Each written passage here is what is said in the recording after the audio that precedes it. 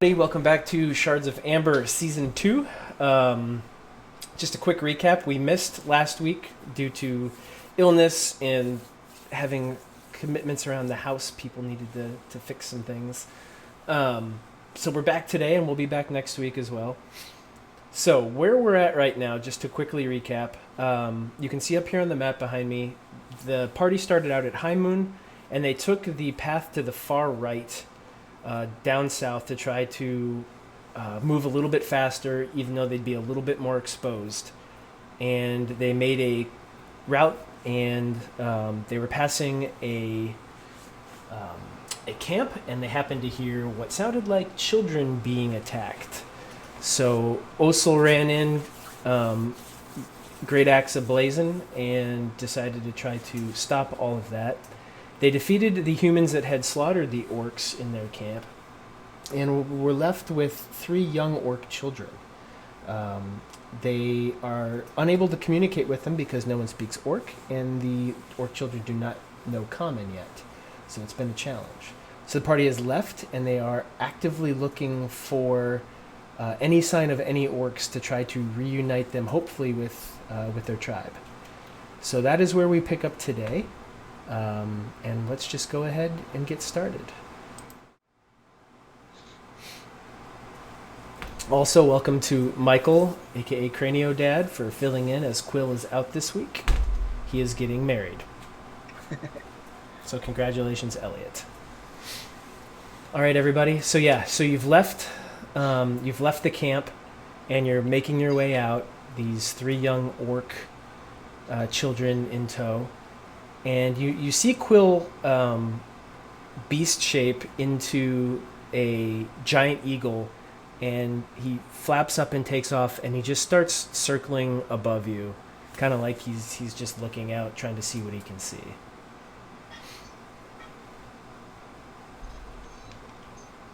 So we have our charges.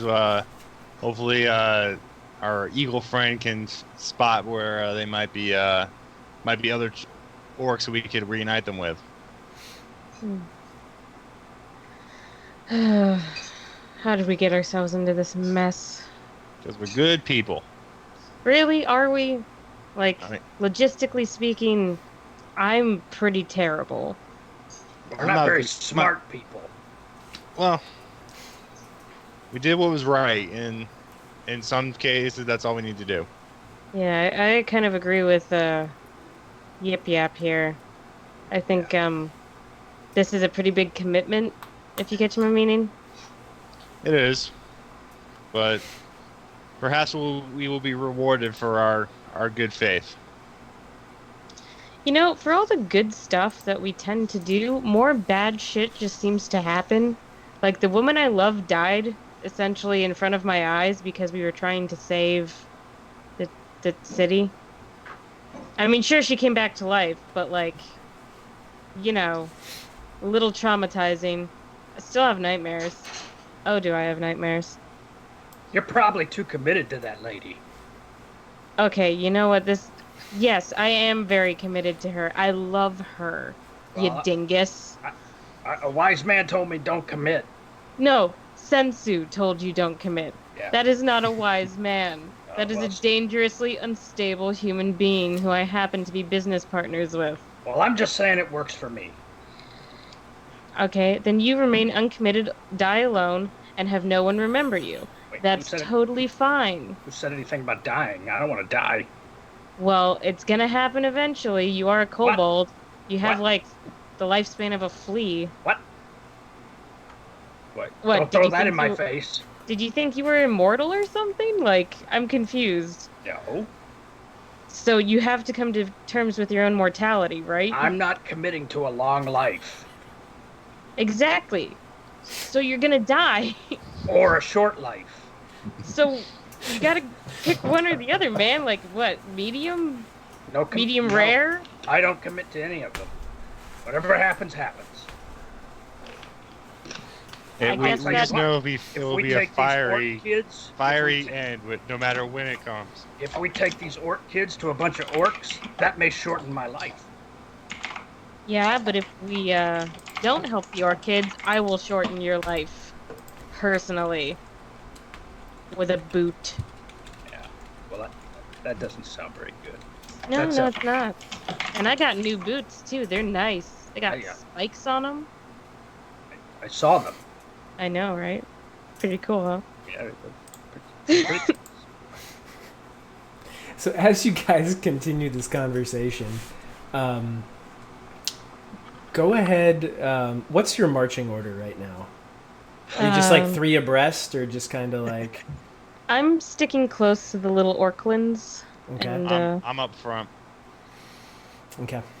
One of them kind of starts tugging at you, Avion, mm-hmm. and pointing. So you guys are moving kind of southwest, Mm-hmm. and they're kind of tugging and pointing off to the west a little bit. Oh, I'm gonna wheel down and be like, we should go that way? And pulls you down, and it points to the ground, and there's tracks. You guys have been so wrapped up in Yip Yap's mortality discussion that kind of weren't seeing some of these. They're faint, but there's probably about, from what you can tell, at least 4 to 5 sets of tracks.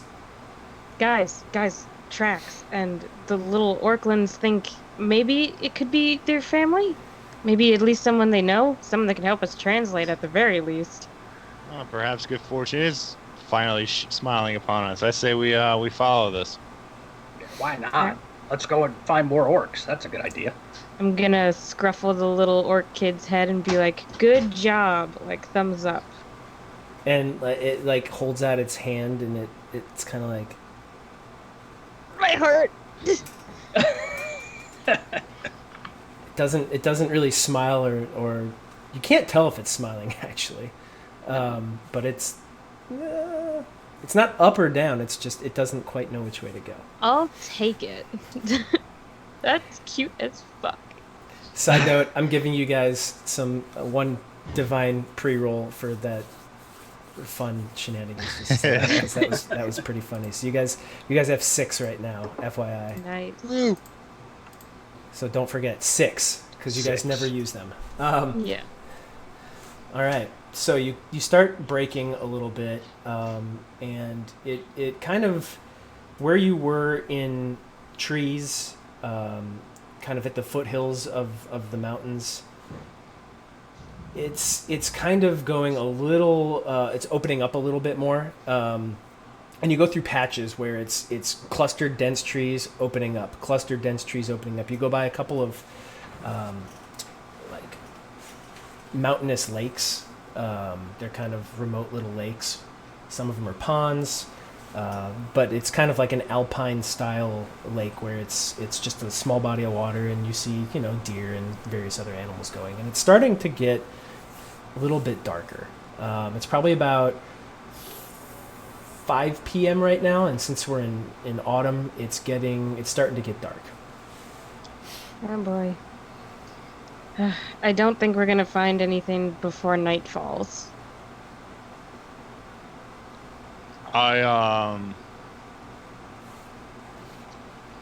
Perhaps you're right. We should maybe find some place to chill for tonight. Yeah. So you guys want to try to set camp? Yeah, I think that'd probably be for the best. Also, I'll cast light on my great axe, and I'll just hold it up as kind of a impromptu torch. Okay. So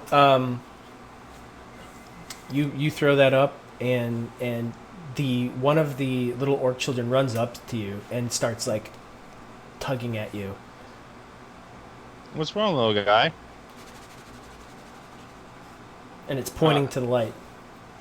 I'll bring it down and kind of hold it down, like and kind of cock my head towards him. And it looks at your axe, and it just starts like crossing its arms. I'll dismiss light. Okay, Turn it so off. light goes away off the axe, and the orc little child just kind of like, you're guessing that's the look of relief. from what you can tell. You're not too keen on orc emotion reading. But yeah, so it tugs at you again, and it continues to point. After that, it goes up to you again, Avion, and tugs on you and points, continuing to point west. I think they want us to keep going. I have dark. I mean, Osel's. You know, I can see in the dark. So, if we need to press on to get these little guys home, we can do that. Especially if they don't want you know, any kind of light emanating from anything. Well, I can't see in the dark, all right? And I don't like to be at a disadvantage. I mean, you guys probably have like an hour before it's going to be dark. Okay. Can we still see the tracks?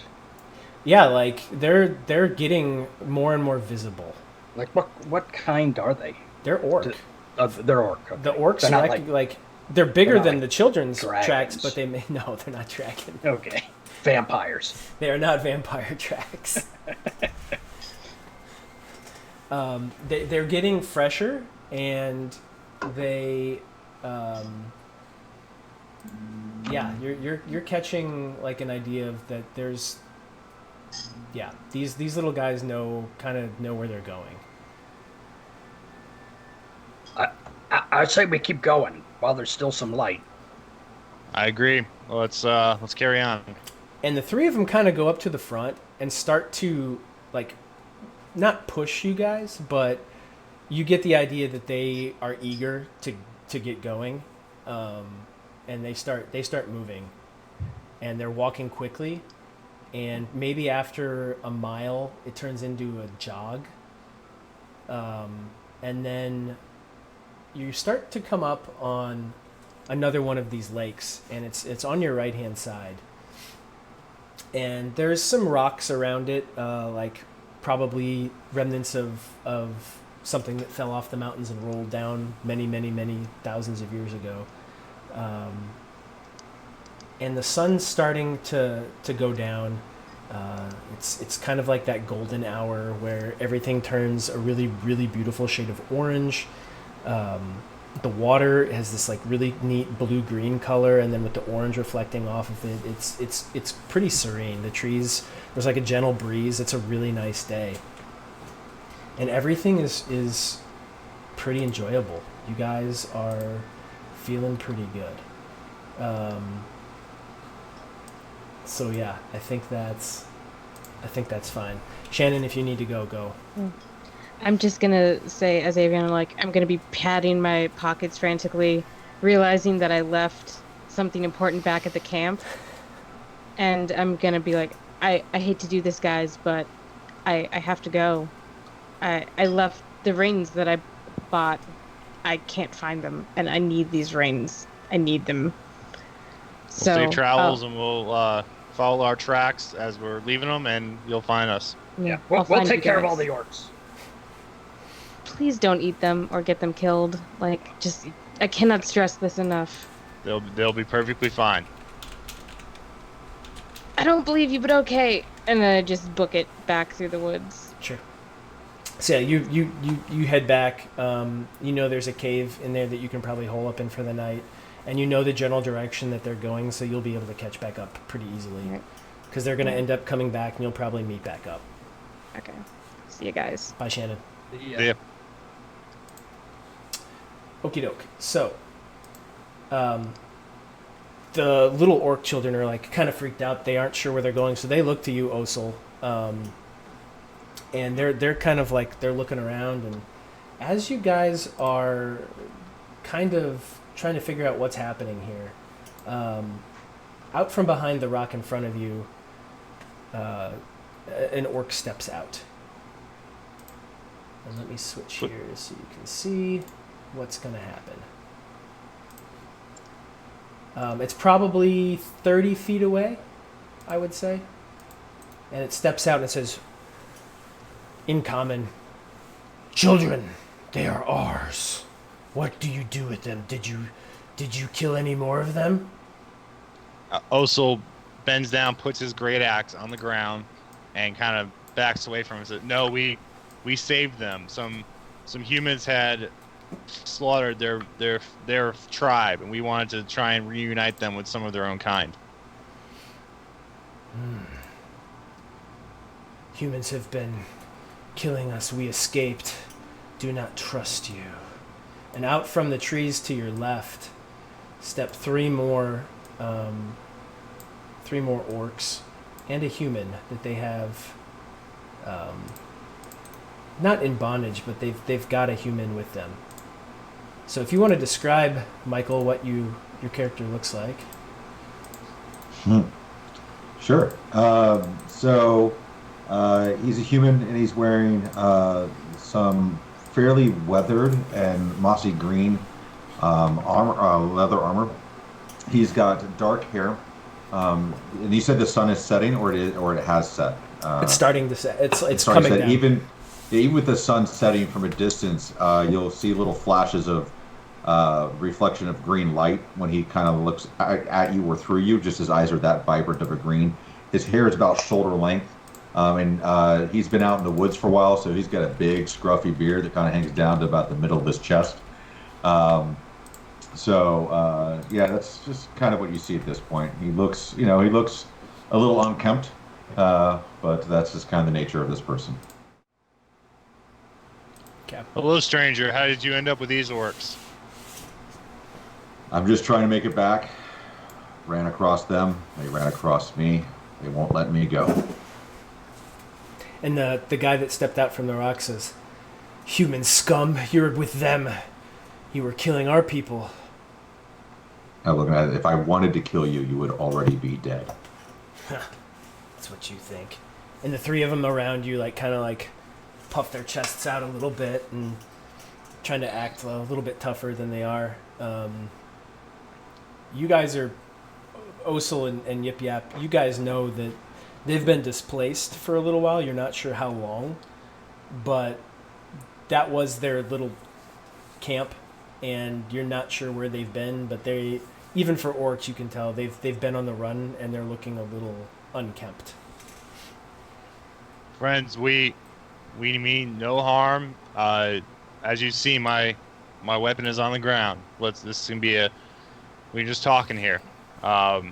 Trust us that we have led these baby orcs, all this way, and their most faithful companion had to go run back to camp, and she trusted us to deliver them safely, and they will be delivered safely. They're all yours.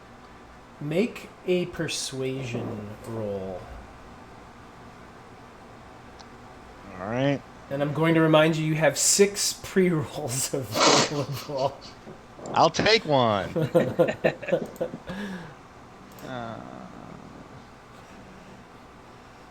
So with advantage. Little persuasion here. Yes, look at that. Nice. Didn't even need it. 28, yeah. So with it, you see the one that was talking to you kind of look back over his shoulder, and his right shoulder up into a copse of trees a little bit farther behind him, maybe 30 or 40 feet behind him. And from that emerges what you can only imagine to be like their leader, and another orc that's with them. So let me pull this out. There you go. And he kind of steps forward and starts to make his way to this group. The other one, you're fully circled at this. How do you pronounce his name, Michael? JM. JM? Okay, Yeah. so JM is completely surrounded at this point. And the leader kind of steps back, and one of the orcs parts, and he steps next to you and in between the other orc. And he's dressed very differently from the others. So the 5 others are typical orc warriors, armor, shields, swords. But he's kind of in robes, and he carries a wand, and he's relatively well spoken in common for an orc, for what you guys can tell. And he says, fairly eloquently to you, I see you have found some children. They belong to our tribe. I also see that you have not harmed them, although one is hurt. Was that your doing? That absolutely not. We rescued them from an attack they were under by some rogues that we dispatched of quite eloquently, might I add. And we saved them, and we had every intent purpose to bring them to safety, to their own kind. What if you had not found our tribe? What would you have done? We would have kept looking. How long would you have looked? Until I myself would fall again. I wouldn't have stopped until we found orcs that could take them under their wing. And believe me, he's not lying. And he kind of looks at you, Yip Yap. And then very confused look comes over his face. He says, well, regardless, they're alive. And I suppose we should thank you. I do not know if this human is with you, but as part of goodwill, we shall release him to you so long as he is not released back to the other humans. I think that's a fair trade. Are there any other humans in the camp still? Just their dead bodies. So we may return. Yes. And rebuild. It was a wonderful camp, beautiful setting. Just get rid of those bodies, and hopefully no one will ever mess with you again. Very well. And he steps aside. They all kind of move over to the side, and Jam, you're left to do what you want. Your weapons are returned to you. You were unbound, so that's not a problem. But one of the orcs is carrying your weapons and kind of gives them all back to you. I just give them a cursory glance once over, put things back up. I don't even turn my back. I just walk away, walk towards the group. So as you start moving toward them, the orcs are walking all toward you guys, Osel and Yip Yap, Mm-hmm. as you have the children, and they're coming basically to collect those children. And they reach down and they start speaking in orc to the children. The children start speaking back, and Can I understand what they are saying? What do you speak orc? I do. Oh, okay. So yeah, so you hear them. The children are saying, effectively, very quickly at a rapid pace, that yeah, and we were there, and they were trying to hurt us, and then they all came in, and that little one over there, the kobold, shot lightning everywhere and zapped them, and they're really fierce warriors, and the one with the axe was at the front, but he kept chopping these guys down, and then they finally got to me, and the one that went away, I don't know if you saw her, but she like flew in and landed, and then they wrestled, and then they didn't hurt us, and we couldn't talk to them, and they couldn't talk to us, and but they didn't hurt us. I think they're okay. That's effectively what. Okay, no problem. Just making sure they're not hatching plans. Sure. And you hear the leader effectively. He pats the one that was speaking on the head and says, "I'm happy to have heard that, youngling. Are your parents still with us?"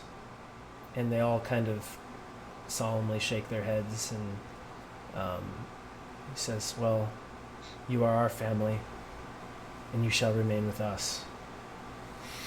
And they kind of pats him on the back, and the other orcs just kind of like step around him, and they all move off to walk back to their camp and potentially rebuild. So as you do that, Osel and Yip Yap, you see this human standing across, kind of walking toward you. What would you guys like to do? we're not going to find his tribe of humans. No, we're not. Ranger, what is your quarry out here in the wilderness? It is my own. Well, we're friendly adventurers. We are on a quest to bring some precious cargo to its home. Would you which way are you heading? What cargo and what way are you heading? We're heading. Ozil kind of points off in the direction. And at the same time, he kind of bends down and grabs his great axe that was on the ground. We have some magical stones, some shinies, guess that's what we'll call them. We're also very trusting. And we tell strangers anything. Yes, yep. But our party is a bit scattered currently. And I kind of look up and see if Quill is still circling up ahead. You catch the tail end, and then he continues off, and he keeps flying in the direction that you should be going, and he keeps going that way, but he doesn't keep circling back. He goes. Mm-hmm.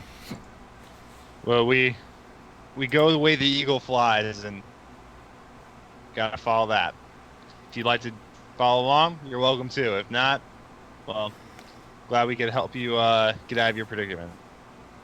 I've recently finished part of what I was asked to do. I suppose I could help you out a little bit. Your linguistic skills will certainly come in play. We were a bit lost without being able to speak Orc to those younglings. You learn to understand that which you hate. Fair. However, one thing to know, we don't have any quarries with any specific groups, but can you handle yourself if things get a little rough? I've handled myself rather well for the last couple of decades. I'm pretty sure I'll be okay. Well, if you'd like to join us, come along, Yip Yap. We're on our way. I'm gonna take out my little mirror, and I'm gonna kind of lean towards the new guy, and I'm gonna look in the mirror like I'm looking at myself, so that I can see both of us. Mm-hmm. Do I see him? Yes. Yeah, he seems okay. Oh, good. I'm glad we got your approval. Did I see myself? Yes. Oh, thank God. Yes. So you guys, Quill has gone, from where you guys have gone, you've kind of taken a more westerly side track out this way. So to get back on track, you're going to have to cut south.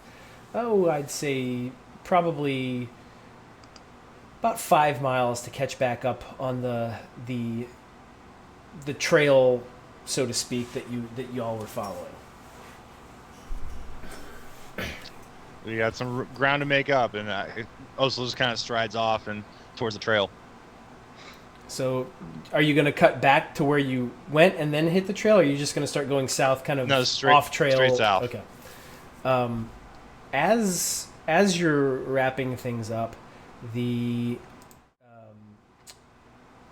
orc chieftain kind of calls out to you. They haven't fully left yet. They're still kind of talking and stuff. As you guys were talking, they were talking too.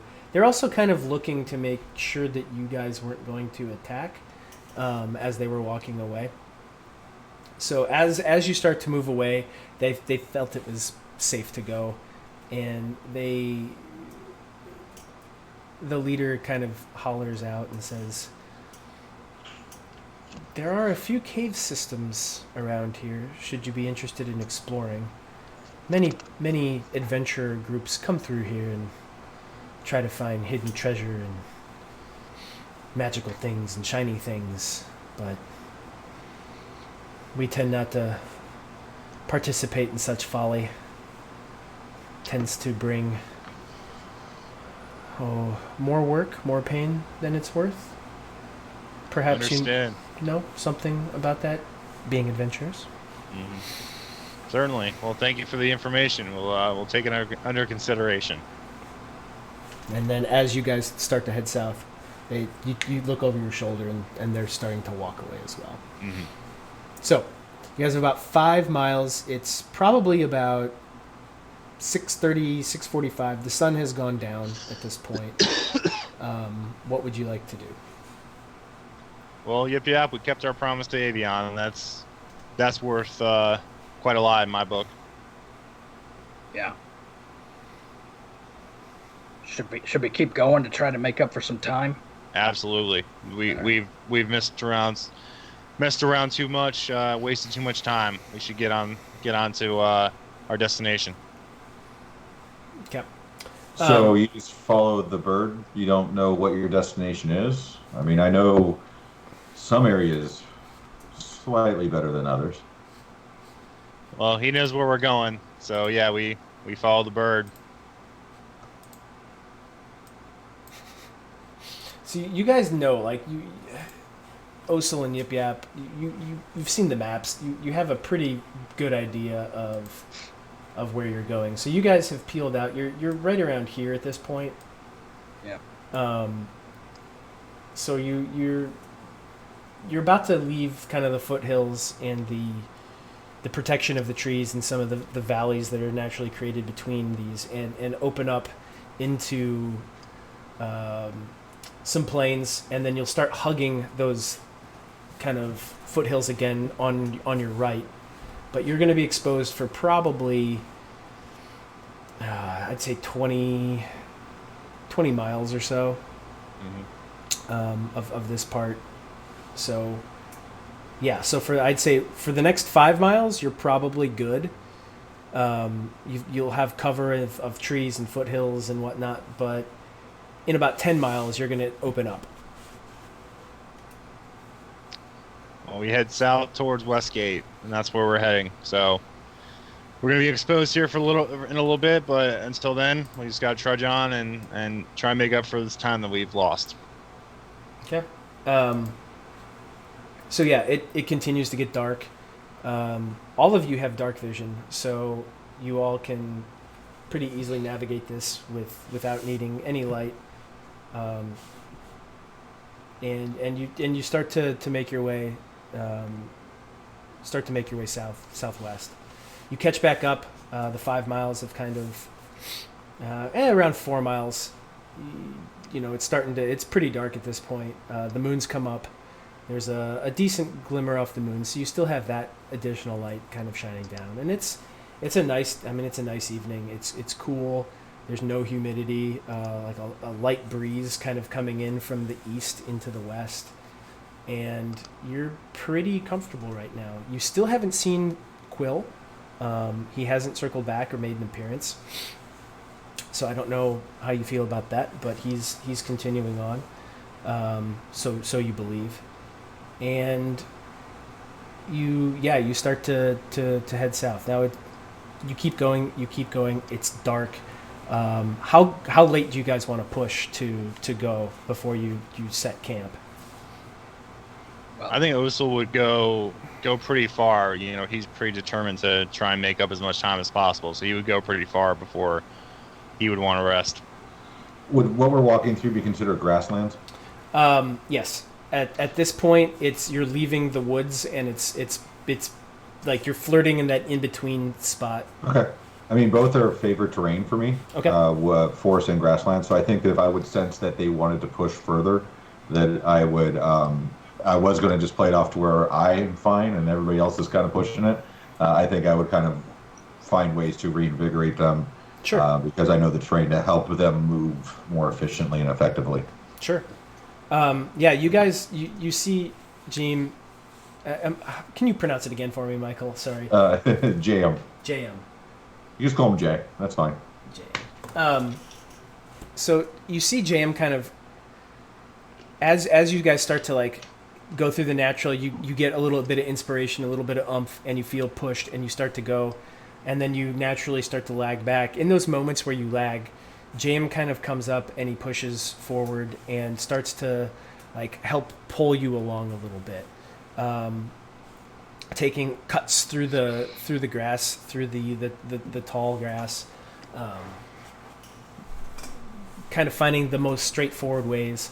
I mean, Osa, you're in full armor, and Yip Yap, you're probably at points shorter than the grass you're walking through. It kind of has that wax and wane effect of, I'm tired, I want to stop, but I need to keep going. It comes to about 11 o'clock, from what you can tell, and Osel and Yip Yap, both of you are starting to get pretty tired. This looks like a good I would place say to... you can continue to push, but I'm going to put you on exhaustion levels, because you guys have been at this for almost 24 hours now. Mhm. So I think Osa would... It would kind of dawn on him that, you can only make up so much time, and he would want to lay down and rest. okay.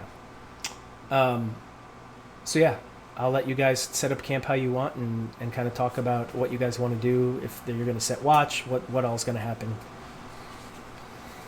I think I would, or Osa will say, all right, well, he'll kind of roll out his bedroll and say, all right, well, let's get down for the night, and I'll take first watch. I'm fine with that. I could take second watch if you want. I still got plenty to go in me, so. I think that sounds good. Yeah. Do you guys set a fire or no? Since we all have dark vision, I don't think so. No. Okay. All right. So Osel, you're down. So Yip Yap, you're going to sleep as? Or no, Osel, you're on watch. I'm on watch. So JM and Yip Yap, do you stay up, or do you go down too, since you've got a little bit more reserve?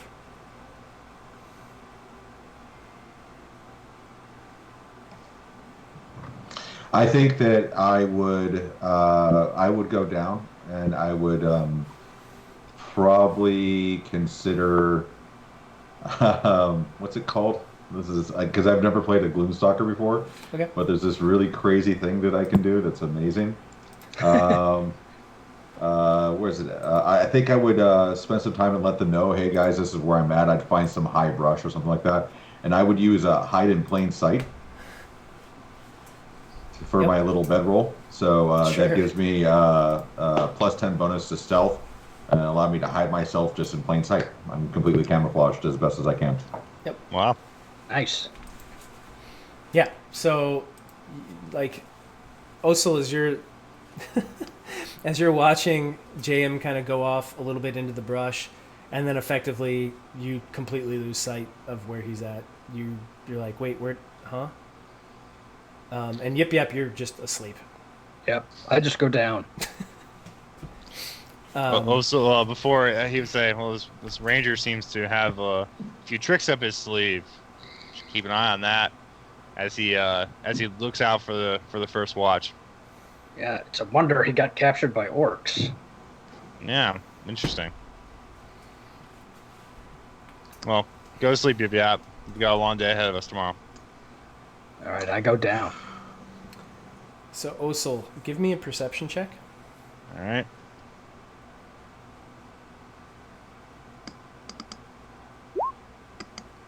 $15.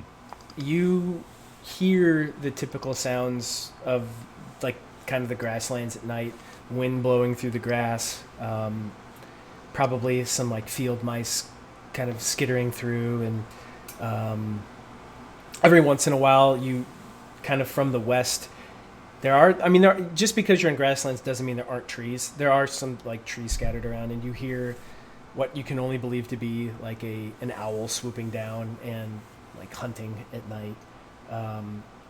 But nothing goes on during your watch. So your watch ends. You go and you wake.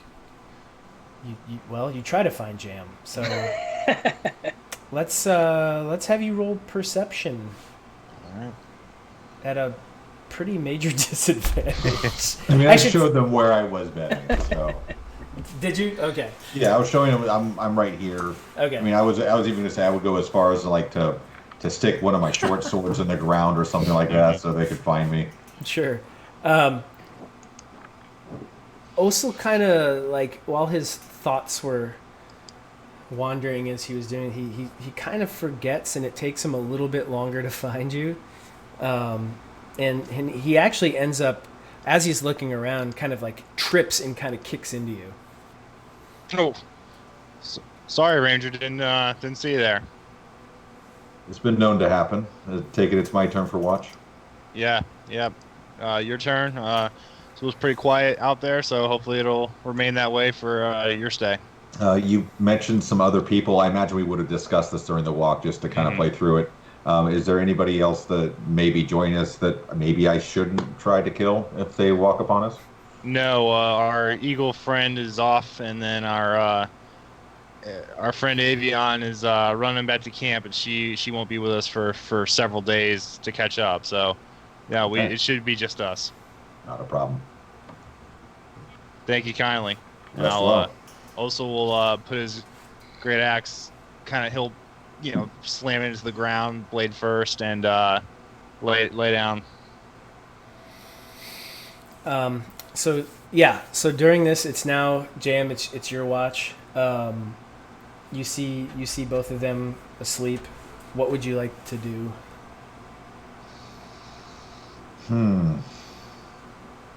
I think I'll just maintain watch. Okay. Go ahead and roll me a perception check. The one thing I haven't figured out how to do with the new add-on. So click on like where perception is, click on perception, and then it will pop up and explain what perception is, and then there should be a button that you can click that says roll. There is not. You gotta kind of scroll up a little bit. I mean, Yeah. at the top of big red button beyond 20. Maybe I'm clicking the wrong perception. You're not talking about passive wisdom and all that stuff, No, right? no. Oh, I see. It's like the skill check. Duh. Yep. Got it. Okay. There you go. Perfect. 13. So, it's same kind of thing as before. It's the evening animals kind of coming through. You sense that there's probably a few deer making their way quietly through, like a late night walk through. Birds, don't really hear too many of them. You hear the hooting of an owl, and the few field mice probably skittering around trying to eat insects. Crickets starting to go a little bit. But all in all, it's a pretty quiet evening for you. All right. Your watch comes to an end, and it's yep. I believe your turn then. Yeah. Give him the same spiel. Not much. I'm going to go back. Just pay attention to the sword. Your buddy there tripped over me when he woke me up. Yeah. And I'll see you in a few hours. Alrighty. I'll watch out for vampires. It's probably a good idea. Yeah. Thanks. So Yep. Yep. You sit and where are you? Are you walking around? Are you just kind of sitting there? What are you doing for your watch? Oh, I'll walk around a little bit. I won't go too far. Just circle a little bit. Go ahead and roll perception for me. I'm going to use my Eye of Yik Yak to give me advantage on that roll. Sure. All right. And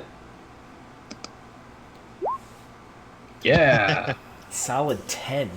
solid 10. You are kind of wrapped up in your head thinking about your old clan, kind of how you got here and where you came from, and you're kind of reminiscing a little bit, and you're not fully paying attention to everything that's out there, so you don't hear the hoots of the owl and the little animals walking through, and like you're not quite paying attention to that. You're kind of stuck in your own head and thinking about the chieftain's daughter, and you're kind of it's a little somber. It's It's a little melancholy, but it's quiet and it's peaceful. And with that, at the end of your watch, you notice the sun start to come up in the east, breaking through the plains and the grass, casting some beautiful shadows. The trees that are sprinkled throughout, you see the shadows move through them.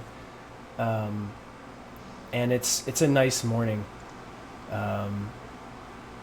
What do you want to do now? Do you want to wake everybody up, or do you want to take a minute? Well, I think I'd take a minute and I'd wipe the tear from my eye, prepping all those thoughts. And then I'd wake Osil up. Oh, is it morning already? Yeah, it's morning. I didn't even hear owls. I mean, nothing happened. There was no sound at all. Well, good.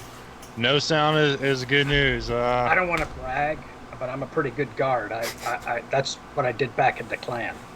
You. Well, I don't want to brag, but I was one of the chieftain's guards. Guarded his throne room. You did great, Osil. Thanks. Not Osil. Yep, yeah. Osil's not a morning person. I'm the one that calls people Ozak. He'll also get up and kind of take his axe out of the ground and say, "All right, yep, go get our ranger friend, and we'll head out." As I start rolling up my bedroll. All right. I'll go wake up the ranger. Not a problem. Roll a bedroll. Get ready to roll out. Are you guys gonna eat or just get on and start doing like trail rations while you go? Was that a long rest? It's gonna be, yeah, it's considered a long rest. Yay. And if you want to do it in D&D Beyond, that's, since you're tracking everything there, that's where you're gonna want to do it. Going forward with the new tool. So for everyone out there, while they do this, the tool they're using is called Beyond 20. If you Google it, it's available for Chrome and Firefox. It's a fantastic tool. It's an add-in. It allows you to roll everything out of your D&D Beyond character sheet, or if you're a DM, out of a monster or NPC sheet, and it shows up in Roll20. So it's pretty cool. Shameless plug for a really nice tool. So yeah, you guys, what do you guys want to do? Do you want to actually sit down and start a fire and cook, or do you want to just get going and eat some trail rations?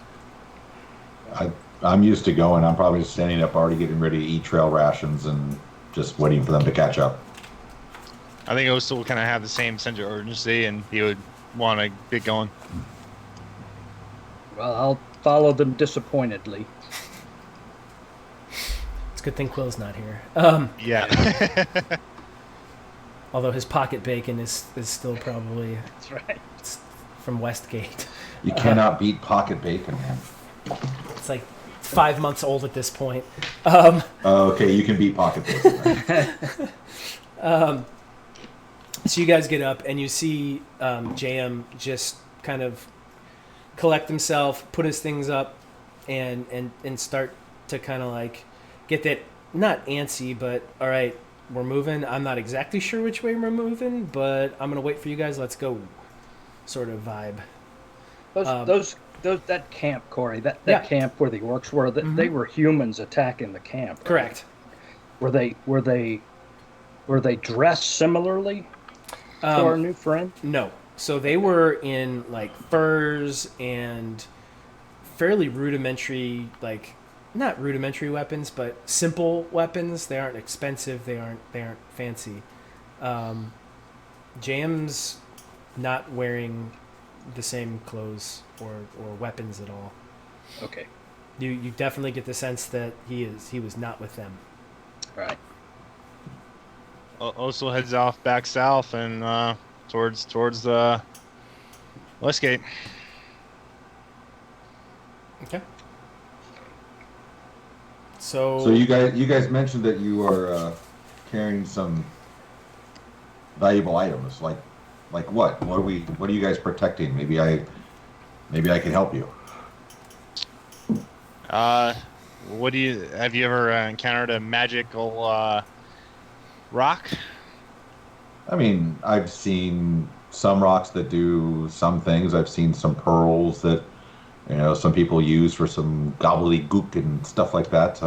Apparently, Yip Yap, or whatever his name is, has some kind of magical mirror.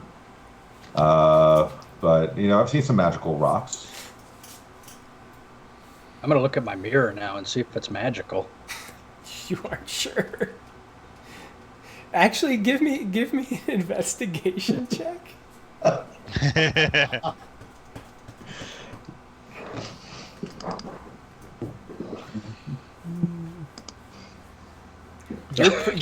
You're pretty sure it's magical.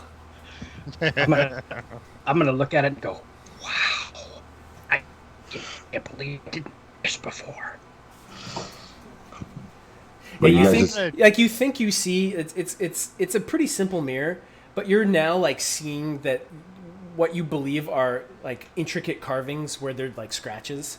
fantastic. And you're like kind of like looking over it very carefully as you're walking, and like oh man, like yes, you have stumbled upon a magic item you did not know you had. Wow. I'm gonna cast Divine Sense on our new friend. Okay, so what are you looking for specifically? Just if he's evil. Nope. Okay. Nope. And he's he's not undead. He's not a fae. He's not a fiend. I gotta cover all the bases. He's not a vampire. Thank God. As originally found by Yip Yap. But yeah. So he's not evil. Well, Ranger, don't you tell us about where you come from? What have you encountered along your travels? Well, I mean, I've been a little bit of everywhere. I guess since we're on this journey, I can spare you some of the details, but been on my own for going on 20 years, and I make a way for myself. I've learned how to hunt. I've learned how to fight. I've learned how to track. I take odd jobs here and there. I do some escorting between towns during some of the harder times of travel. I do some hunting and some trapping for trade. And I stick to myself for the most part. So I've been all over these parts. This particular area, not really, but it's always a journey for me. The valuable skills. Have you found something that you particularly adept at? And I just kind of like tap the longbow. I was like, old trusty. Fair. Yeah, so we this party we've been through quite a bit. We've found ourselves up against a evil sorcerer, and even had some touch with some otherworldly events. But yeah, we're just making our way as best we can, and we've all got our own baggage, but we've all depended upon each other to get through this. Is the sorcerer after the magic rocks that you're carrying? Because I mean, most of the rocks that I've seen, you can buy in most places. This is not one of those things. Yes, we're trying to make sure they stay safe and away from anyone that would have interest in it. We're pretty defined in that. We met a guy once who smelled like fish. Smelled like fish. Yeah, he died though, protecting us. Very sad. I miss him. Well, I don't miss his smell so much, but he was a pretty nice guy. I hope to not have to die to protect you, Yip Yap. Well, there's worse fates you could have, I guess. You could smell like fish. That's true. So who are we taking these magic rocks to? I mean, is it somebody who's paying you well? Because I mean, I wouldn't do something like this without getting paid for it. It's someone we didn't know very well, but we instantly trusted them. And so bringing and they talk, by the way. Since we're just telling you everything, they talk. they're talking shinies, and we just met these people, and they said, "Hey, can you deliver these shinies to this place?" And we were like, "Well, we don't have anything better to do, so sure." Interesting. I couldn't have said it better myself. Now, to be fair, you did spend 5 months getting to know them and agreed then to take them back south. So it wasn't just like. Oh, I left that part out. Yeah. Also, what time is a very relative thing for Yip Yap. what pace are you guys taking? A fast, a normal, or a slow? In just to give you some idea, a fast pace, you can go about 30 miles a day, but you're going to take a negative to your perception checks. A normal pace, you can do about 24 miles, and a slow pace, you can do about 18, but you can use stealth if you want to go slow. I think probably normal. Yip Yap can't move very fast, so I'm sure me and JM can move quite a lot faster. So probably a normal pace so he can keep up. Okay.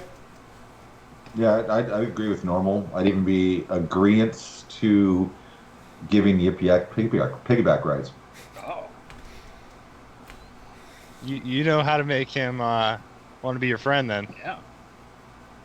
Because I think that my normal would be their fast. So Yeah. I would do what I can to help what we can do to move towards wherever we are heading, which apparently is that way. That's right. That's all I know. To some person to deliver shinies. That's pretty much all we know. It's fantastic. So you guys. So do you guys have the shiny split between you? Just that way. I mean, if this is your stuff to protect, I want to make sure that I'm protecting what needs to be protected. Not that I would protect either of you. Is it you, Osul, or is it you, Yip Yap? It's me, Osul. Okay. I have 2 of them, and I believe Avion has 1. So Okay. we don't have all of them. Oh, she has 2. She has 2. Yeah, so she has 2. The other 2. So did mine get taken away? Oh no, that's right. You had one. Yep. I forgot about that. I had one too. Okay. Yep. So protect you a little bit more than Yip Yap, but protect you both fairly well. And you got me running anything? You should protect me more. Protect you more. I just kind of look up here and tap you on the leg. Okay, got you. Mine's the most important shiny. Gotcha. Okay. So you guys continue. Pretty easy pace. It's especially for you, Osul and JM. Especially you, JM. It's, favorite terrain. It's just a cakewalk for you. You're just weaving in, picking the most direct route that you think from what you've been told by them, where you're going. Where are you from, JM? Like originally, or where am I coming from? Where have you spent the last, let's say, few months? Probably coming down from Zintel Keep, Okay. And over by Hillsfar. Okay. Probably doing little odd jobs and working my way back down south for maybe the first time in this area. Okay. So kind of like that. I really haven't spent a lot of time because we're over by Methuston, right, in that area. Or we're over by Ordelin. So you're going to be coming down like next to the Thunder Peaks. Okay, gotcha. Here, let me throw this back up here so you can see it. So you guys have woken up and you're kind of like over here. Gotcha. Okay. When you started, so you're going to make your way by the end of the day to about here. So yeah, they had left at a high moon. Gotcha. And they're going to have to dip in through the corner of this swamp, and then they're taking a route effectively to recap for people that has been they had to choose one of 3 routes, trying to keep the Shards of Amber as hidden from people as possible. So they sacrificed cover for speed. Gotcha. Okay. Yeah, I would say I probably don't know much about like the vast swamp. I may have heard of it in the 20 years or so, but I've probably never been through it. Yeah. Okay. So yeah, this is kind of new territory for you. You're familiar with the names of the places like Arch and Bridge or Daleroon or Last Spear, but you've never been there. Right. Okay. So yeah, classical tourist. Right. I've read a little bit about that. So yeah, you guys continue to head south. You're going, and every once in a while, Osel, you think you catch sight of a giant bird in the sky, but you're not 100% sure. It's pretty far away, and you can't tell if it's just a smaller bird closer to you or a larger bird farther away. But you haven't seen Quill come back yet. Nor has Avion caught up. And it's pretty easy travel. You're not on a road, but you don't really see anybody. You're carefully walking, and you're looking around cautiously, but you're not seeing really anybody. End of the day kind of comes up. It's time to set camp again. Sunset goes down, and it's been a pretty easy day of travel. Nothing's happened. Nothing has attacked you, and you're right around here. You're coming back, kind of into the foothills again. They're starting to open up. You're maybe like here. They're starting to open up again, and you see kind of trails go off from where you are. Your Jam's explaining to you that they're game trails, and yeah, so it's starting to get dark. Time to set camp again. Yeah. Well, the order last night seemed to work. Shall we do that again? I don't mind taking first watch. I'm fine with second watch again. Yeah. Okay. I was like, and this time I look over at Olsel. This time I'll put a short sword at the head and the foot of me. Oh, okay, good. Thank you. Okay. I appreciate that. Okay. Great. Are you going to light a fire tonight, or are you going to stay fireless? I think we'll stay as stealthy as possible. Okay. So Yip Yap and Jam tuck in for the night, and they go down. Osel, go ahead and make me a perception check. Nope. You are kind of sitting there lost in your thoughts, and you're kind of wrapped up with what you witnessed with those orc children being slaughtered. It's kind of weighing fairly heavy on you, especially, and you're in your head, and you're kind of weighing out, going through your own memories of murder and children being killed. And that familiar voice pops into your head, and it says, "Betrayal may be around you. Be careful." Really? You've never led me astray before. I don't know why you would now. You get no answer. Mm-hmm. Also kind of grips the axe a little bit tighter than he had been a second ago. Go ahead and make me another perception check. Yeah. Oh God. So, as you're kind of thinking and like waiting for potentially another statement from the voice, you're spooked as something has passed in front of you. You weren't paying attention, so you don't know, but it was moving pretty quick, and it just a quick dart from your right to the left, from east to west. What was that? I'll kind of JM, did you around? Did you see that? Yip Yap, is that you?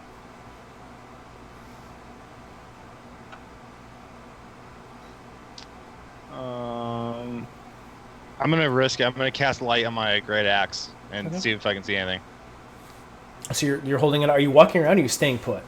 I'm staying put, just kind of turning in a circle, kind of holding the great axe out. So yeah, as you're holding it out, searching for a cell phone signal, kind of looking around.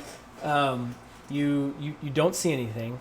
You don't hear anything, and you don't. It's not tall grass at this point, but you don't see any like broken branches or anything like that. But since you're standing still, you can't really get too much into investigation.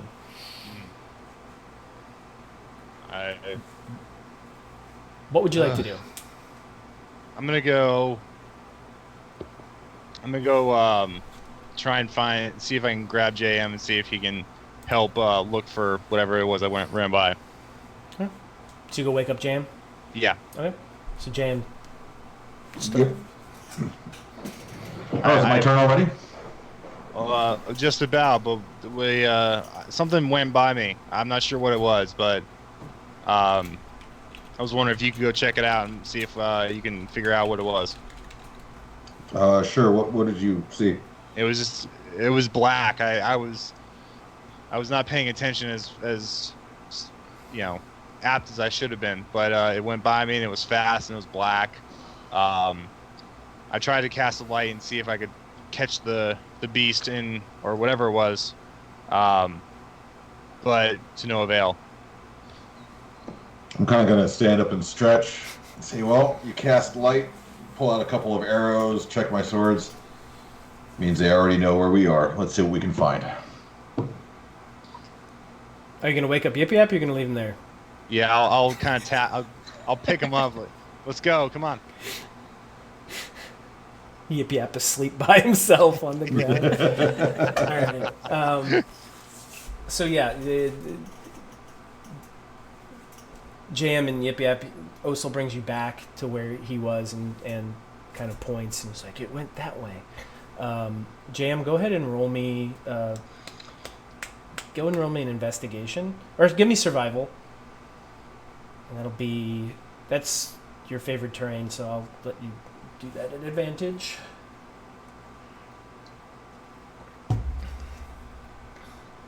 Oh, me? Yeah. Sorry, I was reading something. What did you want me to check? Survival. Perception? Survival. Got it. Cool. Yeah, I can do that. So 22. Okay. So yeah, you kind of start going around, and as Osel pointed out, I thought I saw it go right here. You see kind of a break in the grass where something had passed through it. You're not quite sure what it was, but it was a pretty large creature. And you see tracks on the ground. It's fairly soft, like grassy. It's not mud, but it's soft grass and soil. And it looks to have been an elk. Besides it being like an elk, there's nothing else that really kind of sticks out as weird for me. Nope. I just kind of say, I think maybe we might be near a food or breeding path. It seems to be elk for me. Well, good. I'm glad it was nothing nefarious. And I also kind of start walking back to camp. If you think it's clear, I'll trust you. You're a terrible guard, Osel. You'd never be able to guard the chieftain's door. Just out of habit, I would say I want to go ahead and use one of my spell slots and cast Primeval Awareness. Okay. So it's Aberration, Celestial Dragon, Elemental Fae, Fiends, Undead, present within 1 mile of me, or 6 miles if I'm in favorite terrain. So yeah, 6 miles. You pick up some undead. You pick up. So let's see. You had Aberration, Fae. It's just basically undead. Ookie Spookies and dragons. Yeah, no dragons. Okay. But you do pick up some undead within 6 miles. Okay. And the way I like to do this sort of thing is, it's kind of like the feeling isn't very strong for you, so you get the impression that it's further away. I like that. Okay. So it's not. I'd keep that to say myself. you're pretty sure it's not within like the next three or 4 miles. There's no undead. It's probably closer to the 5 or 6 mile mark. Okay. Yeah, I would just keep that to myself and say, I mean, I'm happy to start my watch now. I feel like maybe this was just a large animal. Maybe it's been a long couple days with what I've experienced so far. Don't know. Where'd you guys come from, by the way? Came from up north, High Moon. You guys came from High Moon. near High Moon. Okay. I mean, that's a ways. I mean, why don't you go ahead and bed down and get some rest, and I'll start my watch now. And yip yip, I'll get you when it's your turn, man. All right. Thank you. Also, will actually he'll lay down, but he'll have his great axe on his chest with his arms kind of crossed over it. All right. Jam, are you doing anything, or are you just gonna sit watch? I'd probably just kind of patrol around Okay. the area. I mean, knowing that he was spooked, and not sensing anything and realizing that it probably was just an elk or a large beast running through.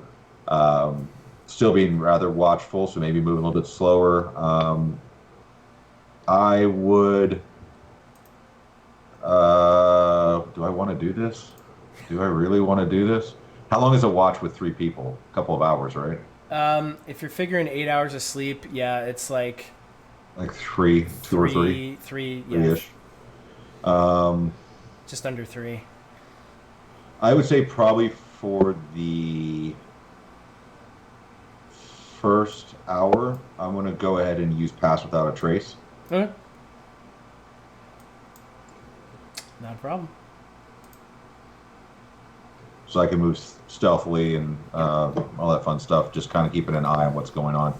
How far away from the center of camp are you venturing out in your? Probably no more than 60 feet, 60 to 90 feet, somewhere. Understanding that I've got one with shorter legs and one who needs to get into the nitty gritty, and I'm the Sure. range. I would probably try to get to where hey, it might take them 6 to 12 seconds to get to me, but it'll take them 6 to 12 seconds to get to me. Right. Go ahead and give me another survival check, Okay. followed by a perception check. Survival. That's only a 25. Perception is a 7. Okay. Okay. So as you're kind of looking down and kind of studying, looking for tracks to see, you do notice that not in addition to the elk tracks that you've seen, there are also some boar tracks. Also some larger boar tracks. And they tend to be running. There's a game trail. You've effectively found a game trail.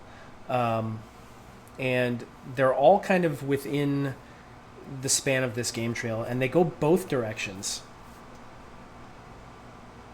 And they range from what you can tell as just that elk that went by to maybe about a week old, and all of them, elk, boar, and then what you're imagining is much larger boar. Like out of character, a dire boar, basically. Yeah. Gotcha. Okay. Or a giant boar. Giant boar. Sweet. Yep. I could refresh somebody's pocket bacon. So yeah, that's what you're, and while you're down there, you're looking around, and as you kind of pick your head up, you catch something, you sense something moving fairly far away, maybe like 80, 90 feet away. You kind of, you hear something, some low grunts, some steps, but you're like, just happens for a second, and you kind of pick your head up and looking around. You're not exactly sure where it came from, though.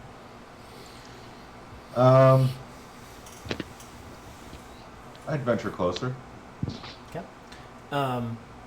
So at that point, how close do you want to go? So let's say you've got about 80 feet. You think about 80 feet to where it is.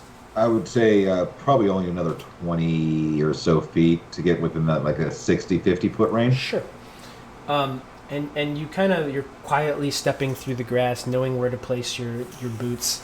And with that pass without a trace, you're doing it very quietly. And you're stepping through, and you're quietly. It's kind of like that hunter in you is coming back out. That stalker in you. And you're creeping up, and go ahead and give me another perception check.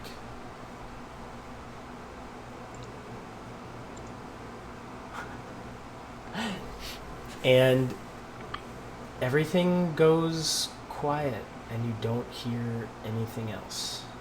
Okay. I think I would, using the same cadence and steps, I would work my way back around.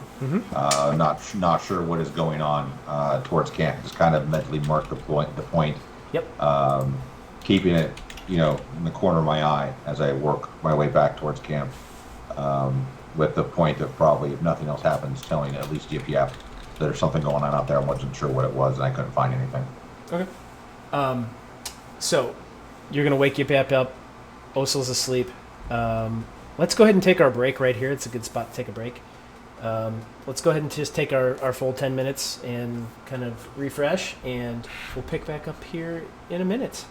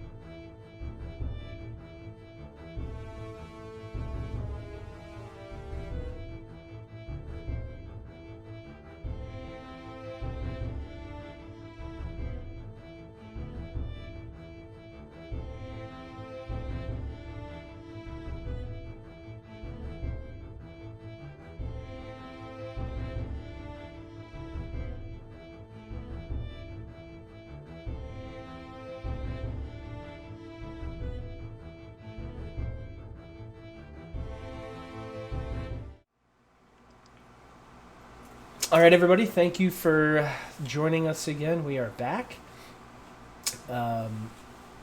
Here we go. So, where we left off about 10 minutes ago, JM was investigating some sounds, some things he heard. Potentially has found a trail with some elk, some boar, and something boar-like, but much larger.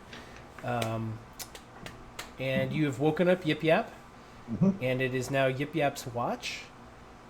What would you guys like to do? Osil and JM, you guys going back down? Yeah, just to recap, I would Yip Yap. I point out the area. Heard something. I couldn't figure out what it was. There's definitely a trail here. Just be careful, be mindful, and stick close. So you're gonna leave me alone with a giant boar? Yeah, you've got this. All right, yeah. Okay, this will be fine. Everything's fine. Yeah, nothing bad will come of this. No, No. I believe in you, Yip Yap. Osil's having a dream of the whole forest on fire, by the way. For our viewers at home, Yip Yap likes to set things on fire. By the way, would I have considered it prudent that a fire may be a good idea at this point? That's up to you. That's your call. Nah. I also like to go out at inopportune times. Mm-hmm. All right. So, Yip Yap, you are up. Osil and Jam have gone down. Go ahead and roll me a perception check. All right, I'm going to use my my shiny to give me advantage on that roll. Okay. All right. And it's perception, you say. Mm-hmm. Yeah. Yeah. So you, maybe about an hour into your watch, since you've got the third. What time? Let's do it this way. What time are you guys wanting to wake up? I'll work backwards from there. About 6. Yeah. Yeah. Fair. So at about. So if you're averaging, let's say, just around 3 hours, about 3 in the morning, 4 in the morning, around 4 in the morning, that false dawn is starting to kind of come up, and it breaks a little bit of light into the sky, and there's a few clouds, but it's not too bad. No thunderstorms or anything like that. Some of the wispy cirrus clouds up there. That you can gather, but you still pick up all of the stars, and kind of the light from the moon is still out. And while you're kind of looking up and looking around, you hear a little bit of grunting, and you hear some trotting, like steps kind of going through, and then like a hurried, not a gallop, but like a hurried quick gallop, and then a stop. And then back to, but it's not a horse. It's not a horse. It's some sort of, it's something. It's an animal. It's a beast. You're not quite sure what. And it's to the north where you guys were sensing that trail. To the north, sorry, to the northwest, where that trail was that you were all investigating a little while ago. And from where you are, like at the center of camp, that's probably. 100 feet away. 100 feet away. I don't see anything. No, you haven't caught anything. You can't quite make it out. It's past your dark vision range, and even with the ambient light that's still there, the grass is, you're kind of short and the grass is kind of tall in places, so you can't quite see. I'm gonna kick Osil awake. Is the forest on fire? Yeah. No, there's a big, nasty beast out there. Again? Yeah. This time for real. All right. I get up and JM. Yip Yap seen something. We gotta go check it out. Okay. I'll cast light on my great axe again. And don't do the light. Don't do the light. Okay. Okay. As that light hits, you hear several things just start running, and it's moving from east to west, and you hear quite a few sound, like multiple things. Uh-oh. Well, Oops. Yippee! I guess you weren't wrong. No, Now they're not coming toward you, they're scattering, right? but it's from what you can tell, it's moving from east to west and going away.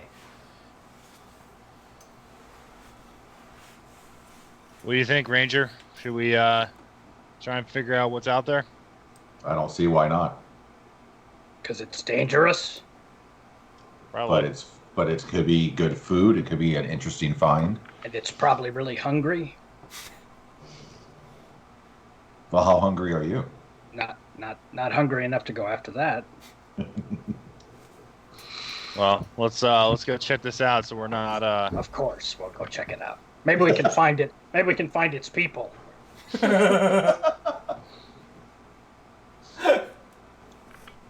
Well, I mean, we did it once. Yep, I'm giving you inspiration just for that comment. Just for that comment. All right. So, do you guys start to kind of stalk your way up? Or are you going full tilt running? What are you doing? I'm kind of low to the ground as best I can in my armor and trying to figure out, if I can see anything or if anything kind of lends itself to which way we should go. Jam, what are you doing? Probably stalker mentality. I'm going to probably come to where I can have visibility on the trail and follow the sound as rapidly as I can, trying to close distance. Are you going to leave Osel and Yip Yip behind as you go after it, or are you going to try to keep them close to you? I think I would point out the trail and say, follow this trail if you lose sight of me. And I would try to keep them in sight, but at some point he would probably get a little impatient because this could be a fun hunt. And Okay. So as you move forward and start to kind of that hunter mentality, stalking, you start to stretch out past where they are. They're struggling to kind of keep up. And you're ducking and moving between the brush and moving under branches and moving through pretty fluidly. It's Osel and Yip Yap, from what you can see in the beginning, he just starts, it's like he's walking down a street without any problem, dipping in between people. And it's kind of cool to watch. It's something you guys aren't used to. You haven't really seen. It's like he's part of the environment and he's just going through it. It's almost like he's an animal or a monster, a creature that's just kind of following this path and going through. You kind of, he dips at one point around and you do lose sight of him. As you make that turn, JM, the path kind of opens up. The grass starts to dip down a little bit and the hills kind of pick up, and you see several boar moving away. Strangely enough, there's also one giant one with them, and there's also a very large elk, like massive elk. I mean, elk are already big, but this is way bigger. Right. And they're all kind of like grazing together and moving around, and they're making their way. And there's a large, in the hill, you can make out what you think might be an opening. You're not sure from where you are, but you do see them kind of grazing around maybe 50 or 60 feet from it, and you're probably a solid 150 feet from what you think would be the opening. I would, using stealth, continue to move towards where maybe I can get a better vantage point, maybe take a shot. I might purposefully stop and quietly try to break a couple of branches. Okay. And to kind of because I look behind me and obviously they're gone. And I try to break some branches to kind of draw attention to where I am going. Go ahead and roll stealth for me. Sweet.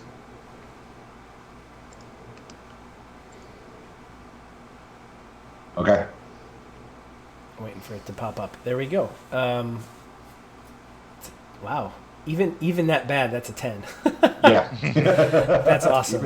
Even that bad, that's a 10. I will take that all day. Right? So, Pass Without a Trace is not on anymore. Correct. So you think you're being pretty quiet, but as you're breaking these branches to try to like kind of leave a breadcrumb trail, while you're doing it, you're looking at the boar and the elk, and like you see the ears kind of flick up, and the head turn, and a couple of them are kind of locked on to your position, and they start to skitter and get a little bit closer to that opening. They're moving away from you a little bit more. So from what you can tell, there are about 3 small boar, the 1 large one, and then the large elk.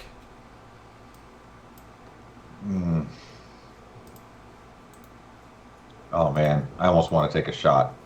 How far away am I from them, you said? So you were about 150 feet from the opening. They were about 50. You're about 100 feet, but they've moved closer, about 120. About 120? Yeah. Oh man. Yeah. Why not? Let's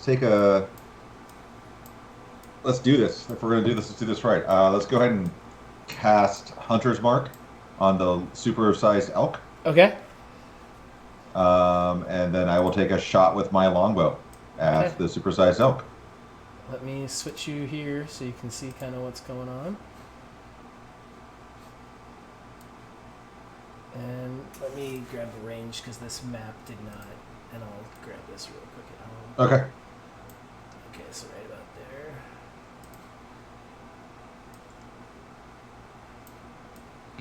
And they're kind of like, I know it just all looks like grass, but imagine if there were like routes through it and kind of stuff like that. So let me switch here so people can see what this looks like at the home. So yeah, they're kind of far away. And yeah, this tiny little guy right here, y'all, is jam. So at the edge there, like out here, would be, it starts to turn more into dirt and rock, and then you see an opening in the wall there. Okay. All right, so go ahead and let's go ahead and make that attack on. It's only a 30. Only a 30. It only hits. Yeah, so let's see, with a 30, where did you want it to hit? I'm aiming for the neck shot to rip open the jugular vein. That's what I'm aiming for. So, so that's the 9 piercing, and then the Hunter's Mark allows me to do 1 additional d6. So there you go. So 13 damage? Okay. Let me grab that real quick.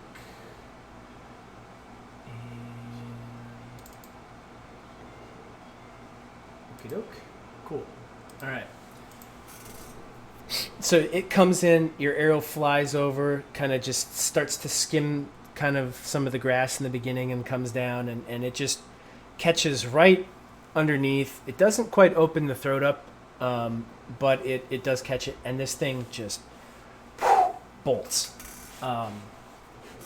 It scatters. It doesn't go into the cave, but it takes off, and then as it bolts, the other 4, the 3 small boar and the giant boar, boom, they take off too. The boar run one way, and the elk runs the other. Okay. So the boar run all north, and then the elk starts to go south.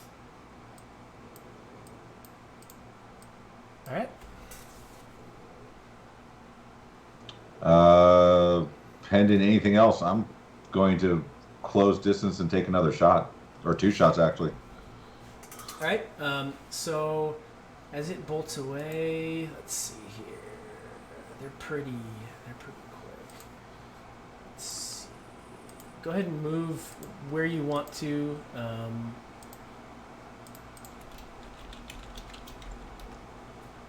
Put yourself on the map where you'd like it to be. And I will try to get, yeah, there's 60 speed. So if he's here, yeah, it's about right. Yeah, it's not letting me pick myself up. Oh, that's weird. Let me make sure that it's set to you. Yeah, it's set to you.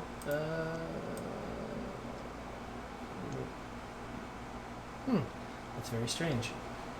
Well, I will move it. I can still ping. Okay, cool. Each square is 10? Yeah, 5. 5. Yeah. 5. All right, so as the first round, or as the... how's this work? So I get to move an additional 10 feet on the first round because of Dread Ambusher? Yep. Oh, I actually had another. So is this actually my first round, or the first one was surprise? Yeah. Okay, cool. So we will go there-ish, like whatever makes sense for that. Okay. So then I get to take, if I take the attack action, I can take an additional weapon attack, and then my other attack action, so I can get 3 shots. Okay. So go for it. It's running, so it's still running. It's not stopping. Right. And as he's doing this, you guys, you kind of caught up to where he was, and you saw him fire, and you do see the boar go up, and you saw the elk go down, and then you see JM just start taking off down through the grass, and getting ready to post up again. So you guys probably made it like caught up to where he was, somewhere around here, and then you see him dart off down to the kind of southwest. Yeah, I guess we gotta follow him. What do you think, Yip Yap? I don't think we have to. You don't want to commit Right, to that? but we should. He hasn't turned his back on us. We shouldn't turn our back on him. So yeah, that 22, that's gonna hit. Where are you aiming that one? I'm going to try to. So considering that it's bolting, I probably don't have a clean shot at the It's neck kind of this going time. away, so that the head and the neck are kind of out. You've got a decent spot at like its side or its spine. Let's aim for the spine. Okay. So yeah, it goes in, catches, and it just goes right through.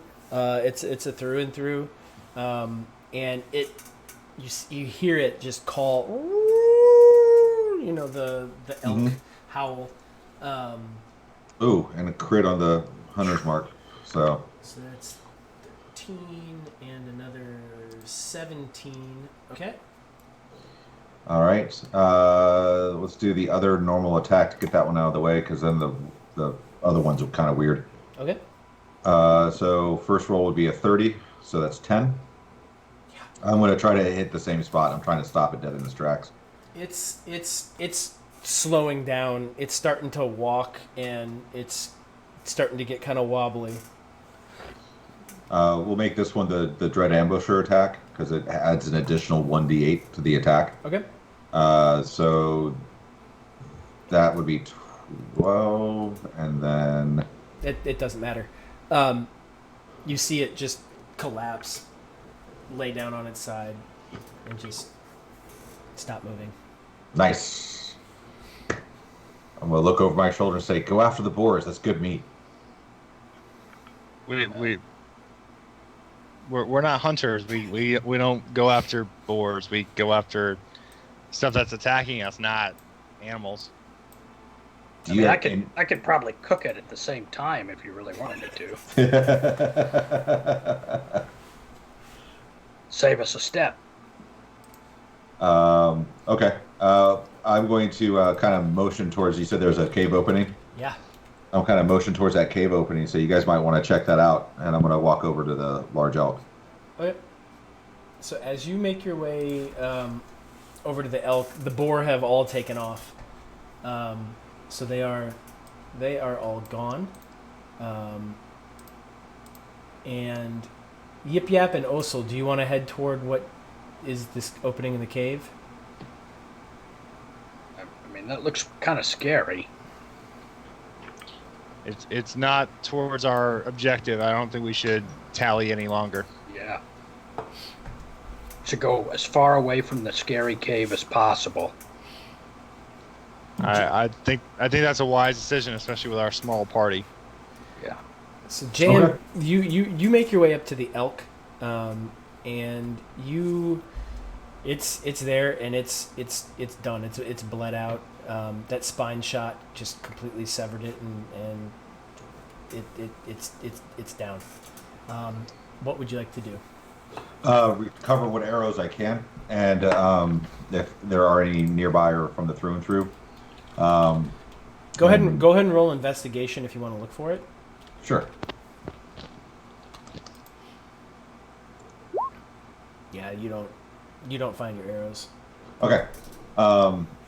And say, okay, so if you, I've not seen one this large, but I can only imagine what the pelt would go for.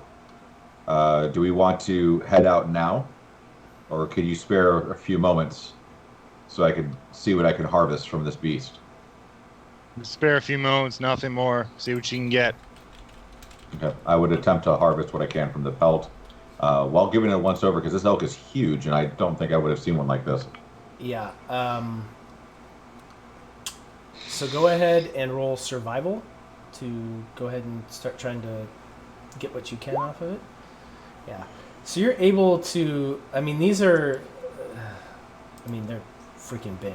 It's a huge beast. Right. So its pelt is pretty big. It would probably take you a solid hour to string it up and properly like get the pelt off, and another probably 45 minutes to get the antlers. Okay. So you're talking almost, let's say, 2 hours to fully take the pelt and the antlers.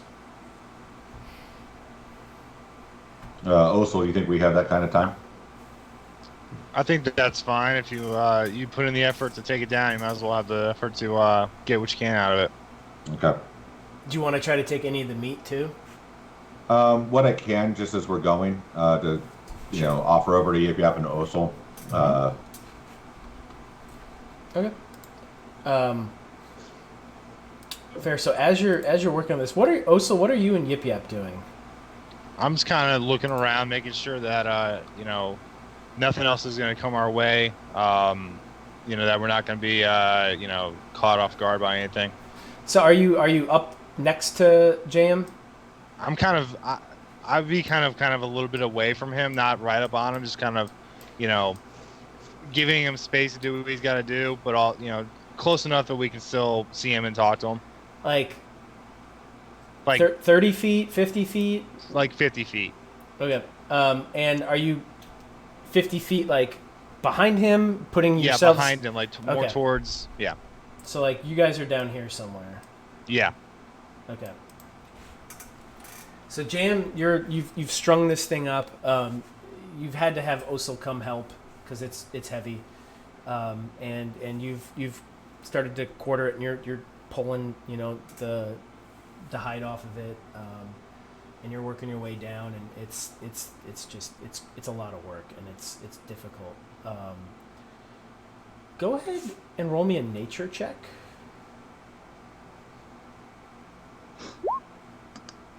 Okay, you've heard of giant elk before. They exist, but you don't know much about like how they came to be or anything like that.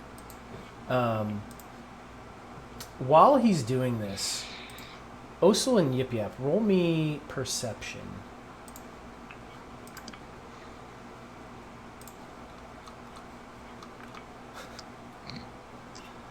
Cool.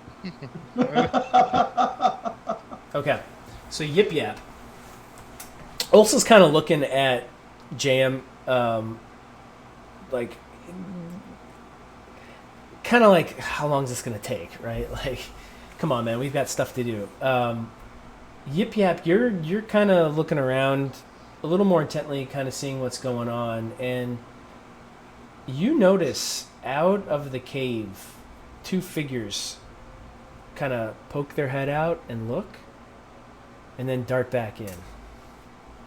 Oh, I'm gonna nudge Osel and point to the cave and go, vampires!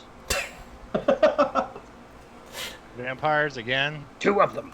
They just Two looked of out of the them. cave. Like, it's a fucking cave. I don't. I think vampires live in caves. That's what I heard. They've been known to do that. I would kind of mention as I'm sitting there and I'm cutting, exhaustively cutting, but not to the point of exhaustion, DM. Exhaustively cutting. I know what you mean. Didn't the orc say that sometimes the cave contained the shinies that you guys are carrying? Yeah, they did, but we're just so far behind. I don't want to go down there if we don't have to, especially with our small number. I assure you that I will help you make up the time. But if there's shinies in the cave, I mean, we owe it to the shinies to take them and rescue them. We could reunite them with the other shinies. I would probably All right, pause at that point. I would probably pause at that point because can I just see one of these shinies? I think I don't know what you guys are exactly talking about. Can you just like hold it up to where I can see it or something like that, so I know what we might be looking for once I get this beast done? Well, it'll want to talk to you, and I'm not sure you can resist that. It'll be orange in color, and you'll feel the presence. I assure you. Osa will start walking toward the cave. Okay. So you start working in. How far away, how far away do you want to be? Do you want to stop? Do you want to go all the way up to it? What do you want to do? I want to go close enough where I could see if anyone else is actually poking their head out. So I'd say at about like 50, 60 feet, you've got a decent amount of cover that you've got a good view. Go ahead and roll perception. All right.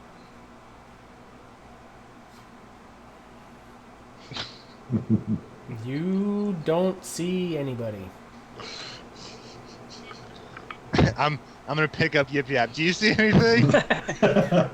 Well, do I still see them? Well, you saw them come out, look, Okay. and then see you guys, Dart and then back quickly dart back in. All right. And as we get closer, do I see anything inside the? Do I see anything inside?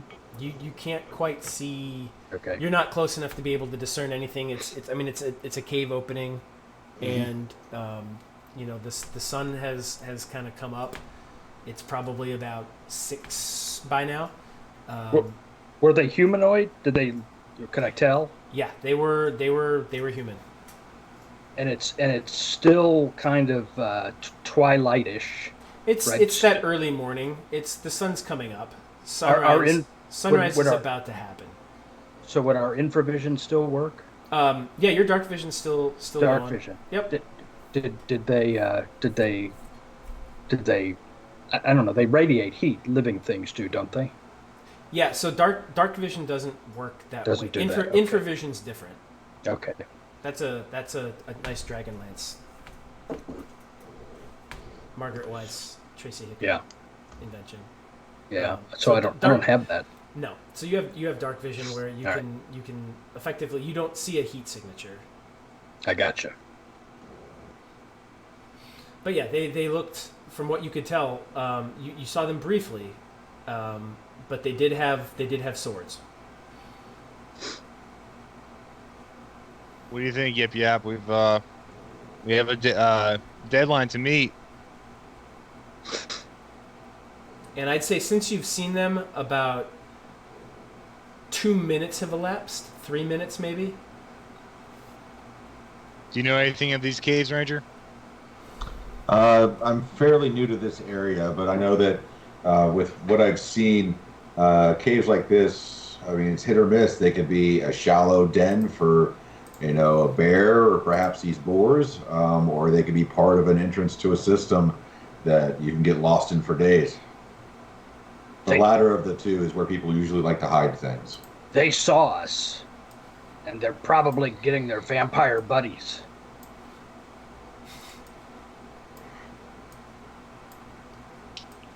This is when I wish we had Avion and Quill get their opinion.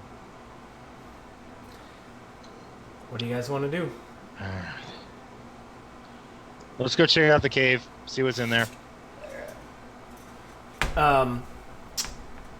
Jam, so you've probably got another, by the time this happened, you've probably got another hour to go on the elk. Do you want to stay there continuing working on it, or do you want to stop and go with them? I think I would stop and go with them. Okay. So I'm you intrigued to guys, see where this goes. you guys approach. All right. So let's do this. Let me get you guys to that, and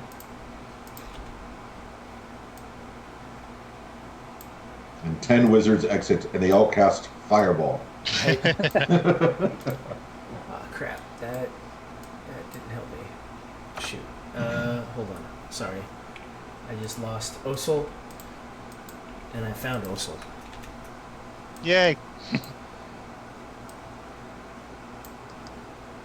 Okay.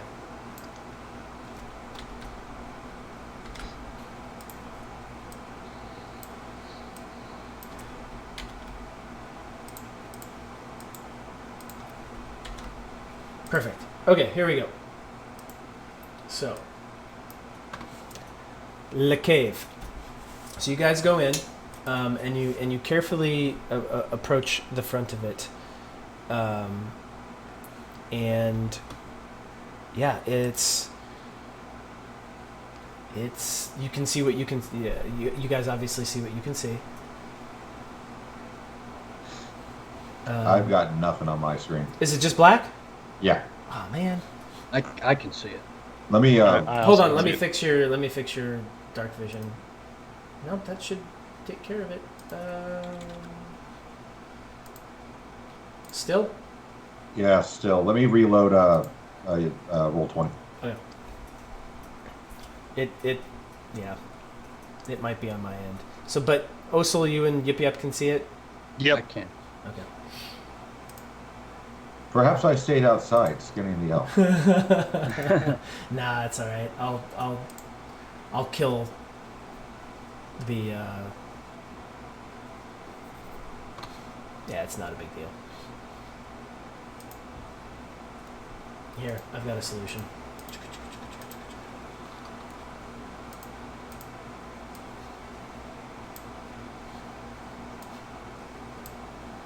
Okay.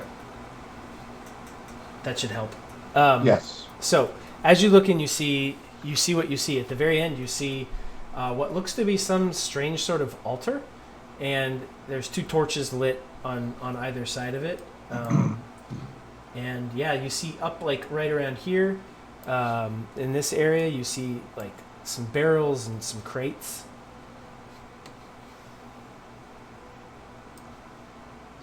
Oso will walk in, axe straight out, kind of, ready for whatever comes around, and he'll start walking into the cave. Okay. Slowly. So go ahead and move yourself where you want to be. Okay. Yip Yap. Well, I'm gonna follow behind him. Okay. And I'll just mention as they go by, I'm better from a distance. I'll be back here. So I don't want to be on top. I got you. Okay.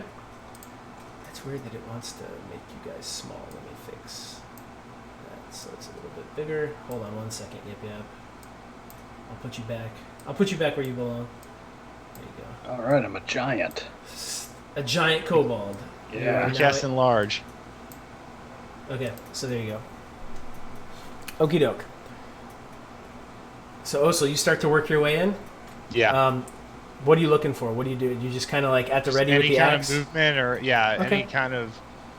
So go ahead, keep moving where you want to move. I'll move right here. Okay. So as you move there, you look to your right, and you do see one of the guards. And yeah, it's... What is going on here? There's some funkiness happening. I'm just going to turn this crap off. Sorry, guys. This does not work out the way I wanted it to work out. Mm-hmm. There you go. So you see to your right, Osil, you see one of the guards. Okay.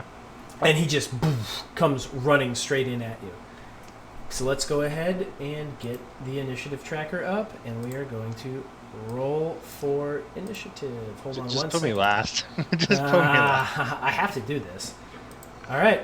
So go ahead and click on your tokens and roll, my friends. Oh, look at that, Osil. I still can't. A double-digit number.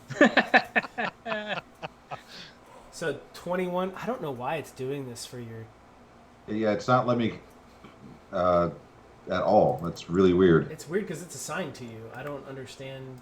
It gives me the option to send as myself or as Torch, by the way. What? Hold on a second. Let me fix you. Let me fix you real quick because that's just... I don't understand that at all. I see why. I know now. I do know now why that is not working. That is going to be fixed. Now you should have the control. Nope. You might have to go out of Roll20 and come back in. We'll take a quick pause here. And during that pause, we will say that we hope that Shannon's fiance is okay. We hope that Elliot is having a good time in Scotland.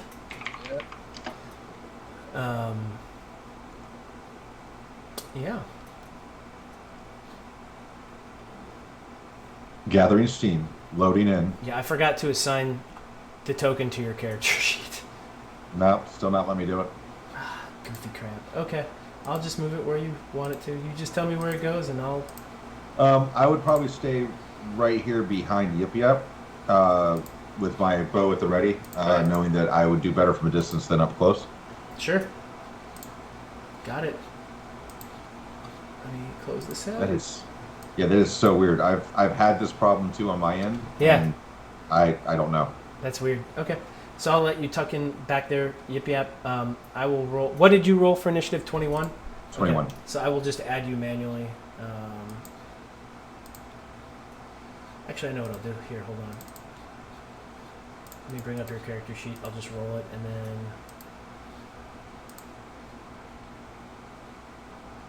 Where is your initiative? There it is. And I'll manually change that to a 21. There we go. And then let me roll this dude, and then we will have everybody. I'll just roll off his, and we're good to go.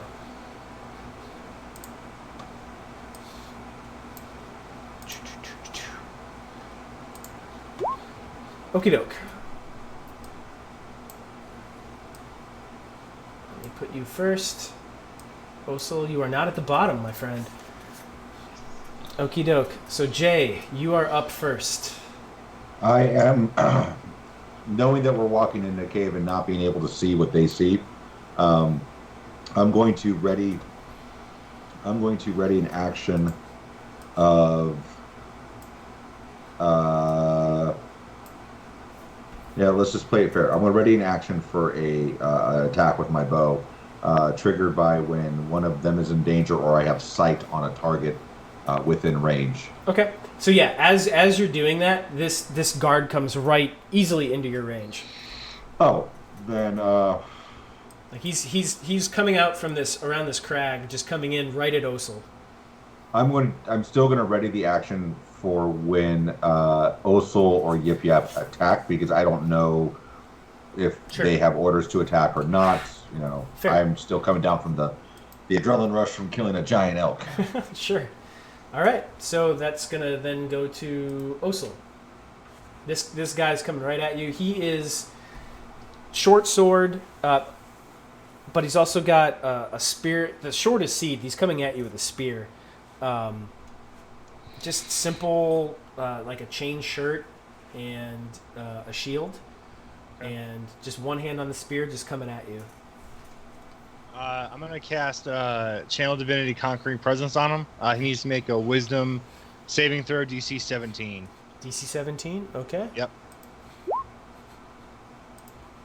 Yeah. No. All right, he is frightened of me for 1 minute, Okie doke. and he is within 10 feet of me, correct? Yeah, he is. So his speed is reduced to 0, and he takes 6 psychic damage. Okay. Nice. All right. Cool. So that guy is 6 psychic. Okie doke.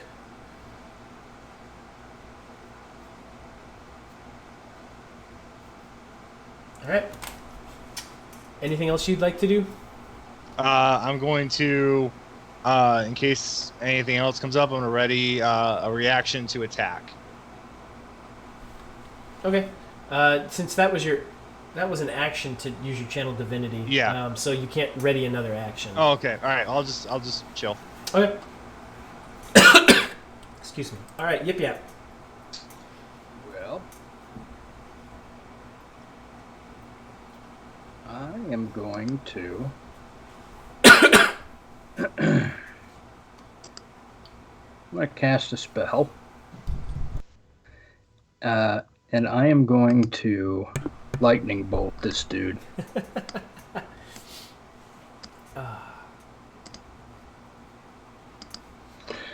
So he has to make a DC 18 dexterity save. Which he's That's right. well, he's not immobile, but he has disadvantage on this. Yeah, that's right. Yeah, 12. Nope. So he takes 24 lightning plus 5.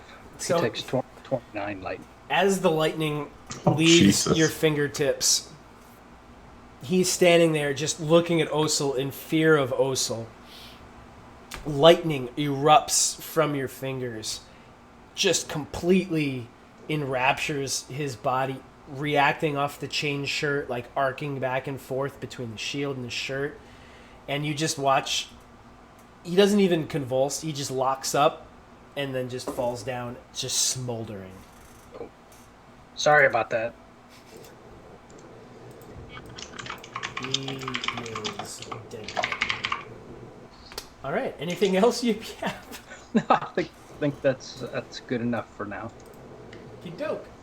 So as that's happening around the corner, Osil, this guy comes, boom, straight into you around and is going to attack you with a spear.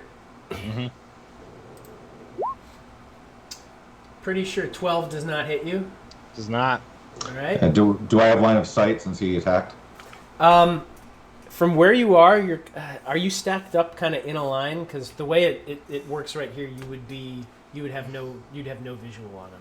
I would say probably not, but I can understand why we might be because of this angle. So yeah, I probably don't. It's a pretty tight opening, so you'd probably have to move past to have that. I'll give you this because you were readying. If you want to move past and use a non-ranged attack, I'll allow you to do that. No, I'll let it go because I'll just call it that I wouldn't be able to see it just yet. Okay. But it is your turn.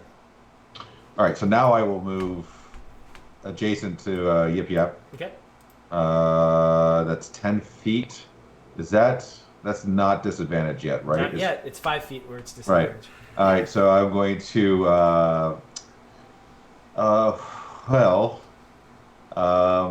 let's do. I don't feel like wasting anything big on these guys, having watched Yip Yap totally eviscerate the other guy. Holy crap, Yip Yap! I'm impressed. So let's go ahead and do our first of 2 standard attacks because I'm not going to burn anything else yet. Sure.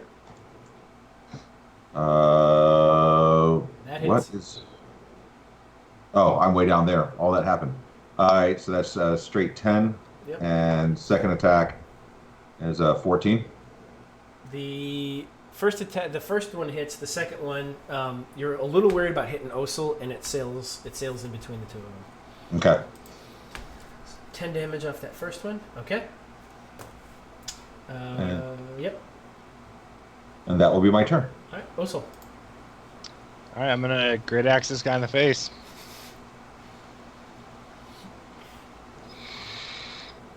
Yeah.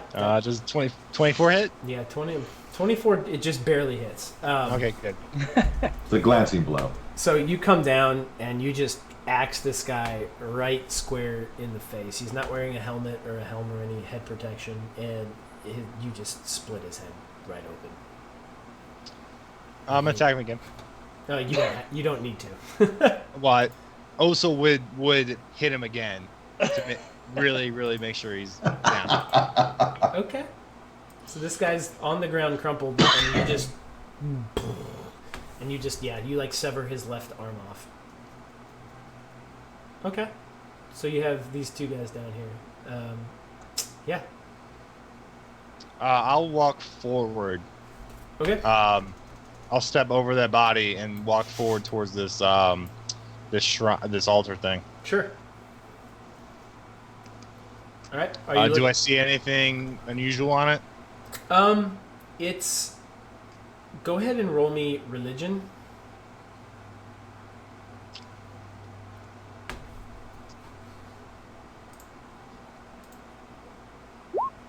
There's the low roll. Paladin. Paladin roll. Yep. A 6 in religion. Even though it's that low, you do know that what you see up there on the altar is it's a stone altar carved out of the cave of the wall, the wall of the cave, and there's a banner hanging, and you recognize it as one of the symbol of Shar. And you do know though that the banner's hanging on there, and it's not. It probably wasn't there originally. It's probably been added. It's pretty easy to tell that there's something else behind it. I'll rip down the banner and see what's behind it. It's just like a simple stone carving of a tree. Ranger, does this carving look familiar to you? Yeah, let me take a look at it. Where's my mouse? Would be a religion on the tree, or is it just a standard tree? Roll religion on it. I'll give you religion or nature. I'll give you either one. Well, between the two, I'm obviously going to pick nature. Oh, jeez. It looks like a tree. Yeah, it's in the forest. It's I mean, it's a tree, but it's like a tree, and then in front of it is a single leaf and an acorn. You recognize it as the symbol of Sylvanas. Okay.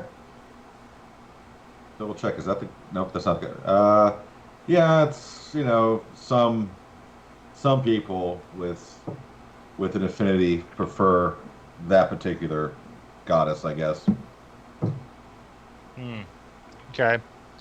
Is this sect believe in anything specific, or do they want anything that you know of? Hashtag not my deity.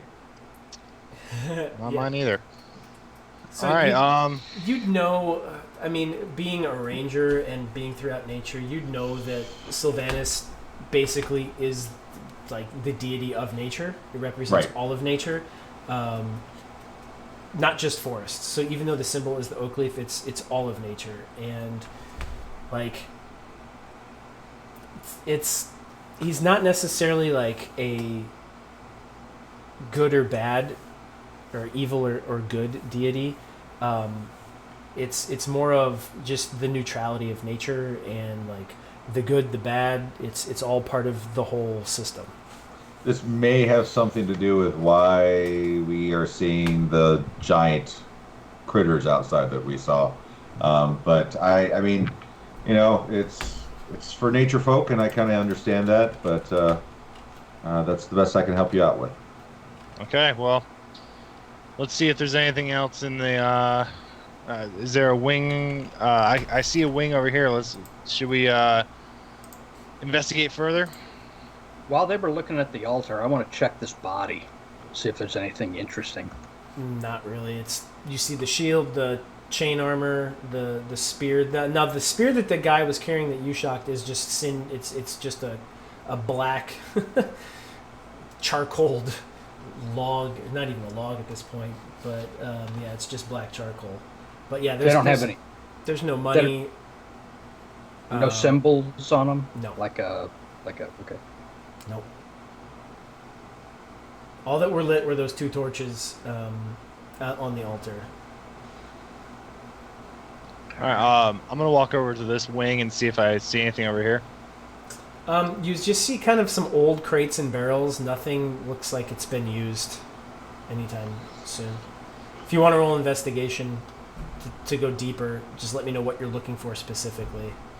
I'll roll investigation. I'm gonna look for kind of any documentation or anything, like any signs of what they were doing in here. Sure. Nope. No. No. Nope. It's just, to you just see crates and old barrels. And while you're doing this, you hear from the opposite side, JM, you and Yip Yap first, and quickly also you after, you hear, help! Oh, it's another vampire. And JM, as you turn, you see a locked, like, see-through door. It's like a jail cell door almost, kind of makeshift. And you see behind it what appears to be a human female. I'd make my way over there. Okay. So about yeah. Somewhere in there is fine. Sure. So it looks like they got a prisoner over here, fellas. Seems that way. Let's. Why don't you go talk to her? From where I'm standing, I say, how did you wind up in this predicament? I'm as you can see, I'm just a simple townsperson. I was wandering out here trying to collect some truffles, trying to find some food, and these 2 guys grabbed me and threw me in here. I've been There's in a here town nearby. I thought we were pretty remote out here. Well, I live pretty remotely with my family. We move around quite a bit. We tend not to stay in any one place long. We try to live off the land and stay as far away from cities as we can. I can understand that. And as you look at her, she's wearing, she's a female. She's human. She's probably in her like early 30s. Black hair, blue eyes, like a small purple streak in her hair. She's wearing like basic cotton robes. Pretty simple clothing. She does have a small necklace with a small gold amulet on it. You can't quite tell at this range what's on it, but you can see that she does have that. And she says, I've been here for a few days now, and can you please let me out? Do you know what the people who imprisoned you were doing here? I heard them chanting every once in a while, but I'm not sure. I'm not a spiritual person. I don't follow any of the gods. Well, that necklace you're wearing, that's interesting. What is that? Can I do a deception check? On her? Yeah. Sure.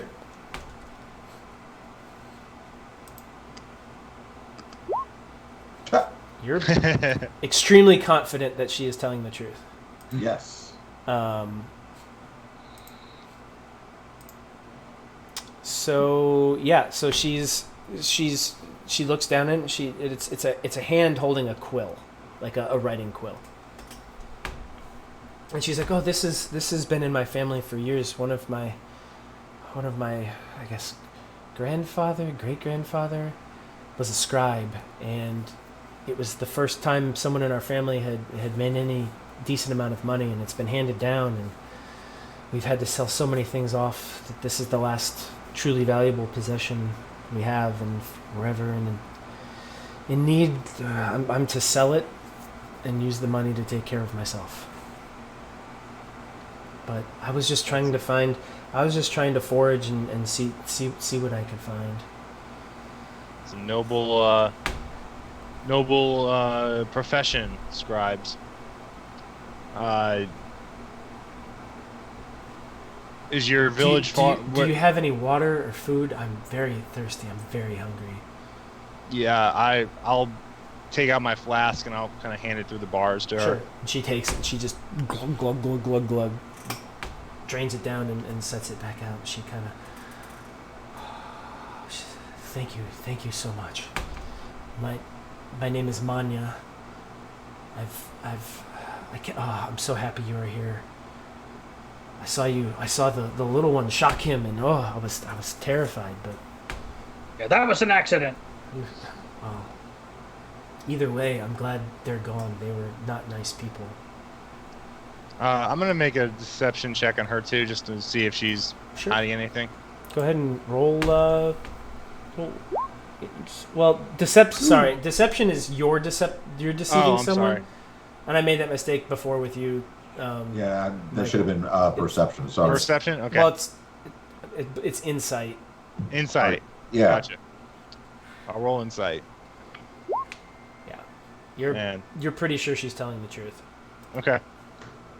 All right. Well, I'll go up to the door and try and break her out. Open it.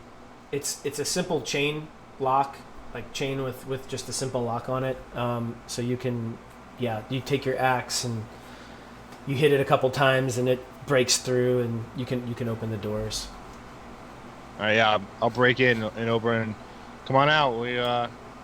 You're no longer in any danger. And she says, "Oh, thank you." And she kind of like she keeps a distance. She doesn't get close to you guys. She's kind of weary.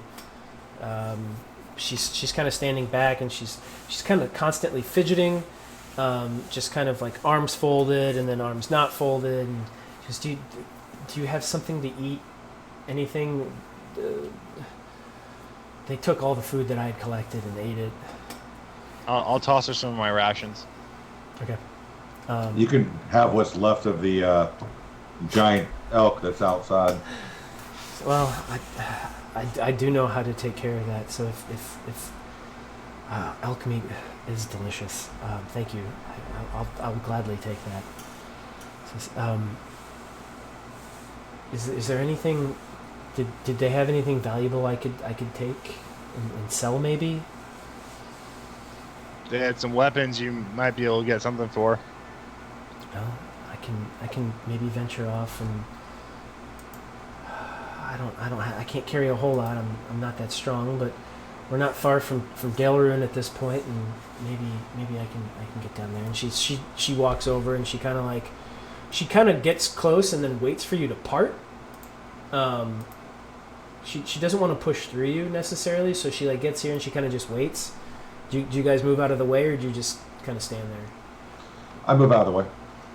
And she walks past and she skips past the one guard because that guy's toast, literally.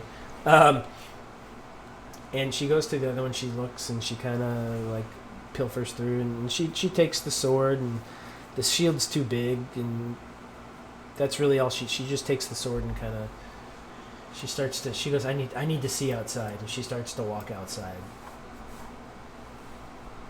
I've been in here too long.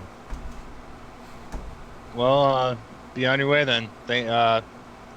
Wish you luck in your endeavors. I'll be well. I'm gonna cut off some of this deer.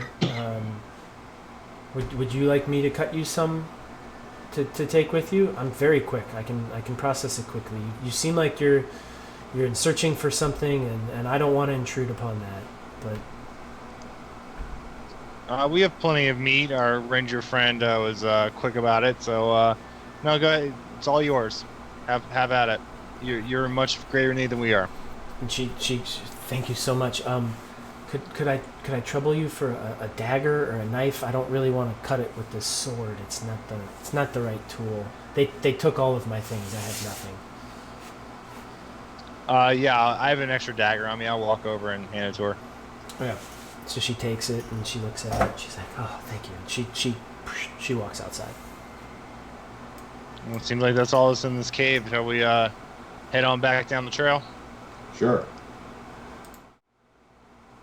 So you guys walk out and she's working this she's kind of picking up where you left off, Jam, and she's making pretty quick work of this this elk, and it's you're actually impressed. She's like cut around the legs, and she's starting to strip off. Like she's cut back most. You had it almost off, the hide off. She's gotten it fully off now, and she's starting to quarter it. She takes just enough, from what you can tell, for her. And she said, "Do any of you have a sack or something I can put this in until I have time to make a fire and cure this? Just like a burlap sack or a bag or something." I have nothing of the sort. Yip Yap, do you have anything on you? Nope. She's like, "Well, that's fine. I'll stay here and make a fire. Or where are you guys going? Maybe I could follow along. Maybe I'm a little scared that this might happen again. I don't want to be. They were talking about doing some pretty awful things. Luckily, you guys came along." We are headed south to Westgate. Well, I could try to sell this in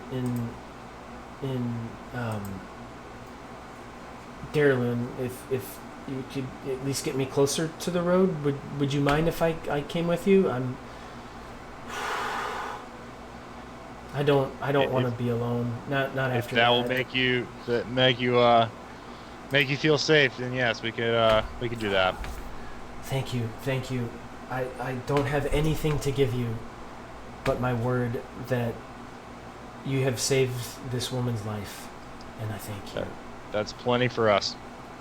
And she finishes cutting what she was doing. She's like, I know you're in a hurry. We can go. I'll go right now. And she finishes cutting, and she takes the dagger and just like wipes it off on the ground a little bit, Osil, and hands it back to you.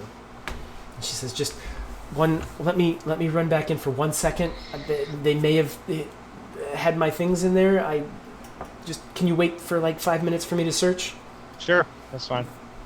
She runs in, and she comes back out like 7-8 minutes later. It's a little bit longer than you thought. She's carrying a quarterstaff, and she's got like a pack, and she's cut part of the guy's tunic that he was wearing, and she's the non-blood part, and she's wrapped the meat up in it, and then she's kind of stored it, and she's walking. She's like, "Okay, thank you. Thank you so much. Again, my name is Manya. If you can help me get as close to Dalerin as possible, I will be indebted to you. Thank you so much. What brought you? We don't see many people out here. What brought you down here?" She starts to walk with you guys. We're on a bit of a journey, trying to make our way through the lands, the Westgate, and we were had some choices, and we made the one that brought us on this path. Okay. Why aren't you on the road? Most travelers take the road. Were you looking for something? This is the safer way. Safer? Oh, well, maybe not. I was taken captive. It doesn't seem to be safe to me. But okay. She gets quiet. She just kind of starts walking, and you catch her like she's just kind of looking. She's just looking around. It's kind of that 1,000-yard stare, where you're not quite sure what she's thinking about. You know she's deep in thought.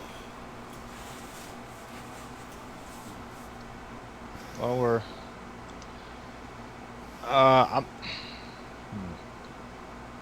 I'm gonna divine sense on her, see if she's any kind of bad. You're not picking up any you're not picking up any evil. Okay. And she's not a vampire. Oh, good.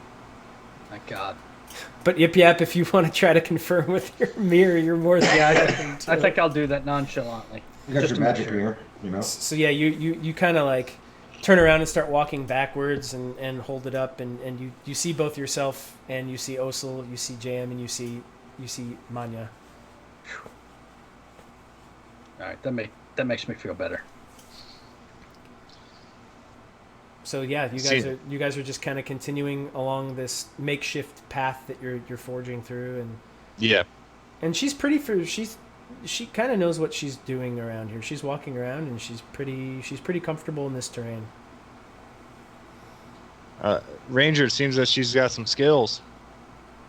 I respect the fact that she tries to make this on her own, or at least with her people, away from the town. That's how I've lived my life. So, I respect that a lot.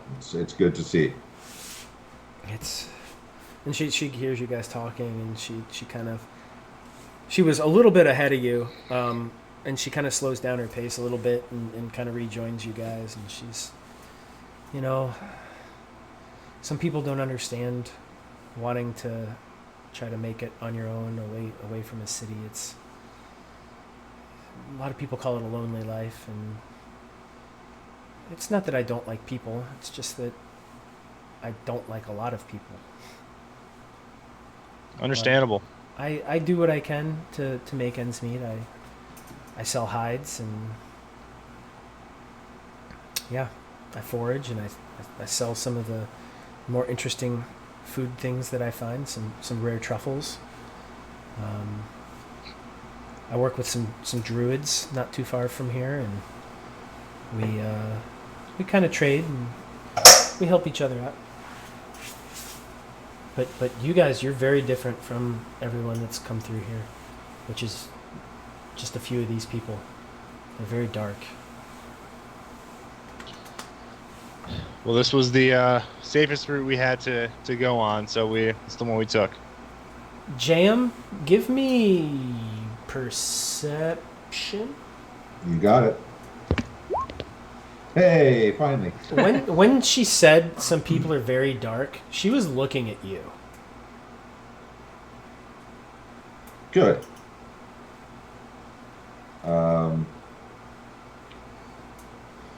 And you caught something in her eye. You're not quite sure, but it was where you were pretty sure she was telling the truth before. You're starting to feel something's off. Right. So, you said that you were with your family making it on your own. How long have you guys been out in the wild? Let's see. I'm 32. I've been at this since I was 16, so about 16 years since we left Archenbridge. Archenbridge. I wouldn't know Archenbridge, right? You would know it like by name, and that's about by it. name, but you wouldn't really know much about it. Yip Yap and Osel, you would have heard in your 5-month stay in High Moon. It's the next largest city south down the river. So you'd know that it's a pretty decent sized place. I mean, I saw you take down that elk pretty quick. I'm wildly impressed with your skill. I've been doing this for a while myself, and I was having a little bit of a struggle. Well, yeah, I guess when you're by yourself and you have to go quickly, you don't want the meat to start to turn because you need to try to preserve it. That after you go hungry a couple times from not getting it right, you start to get better at it.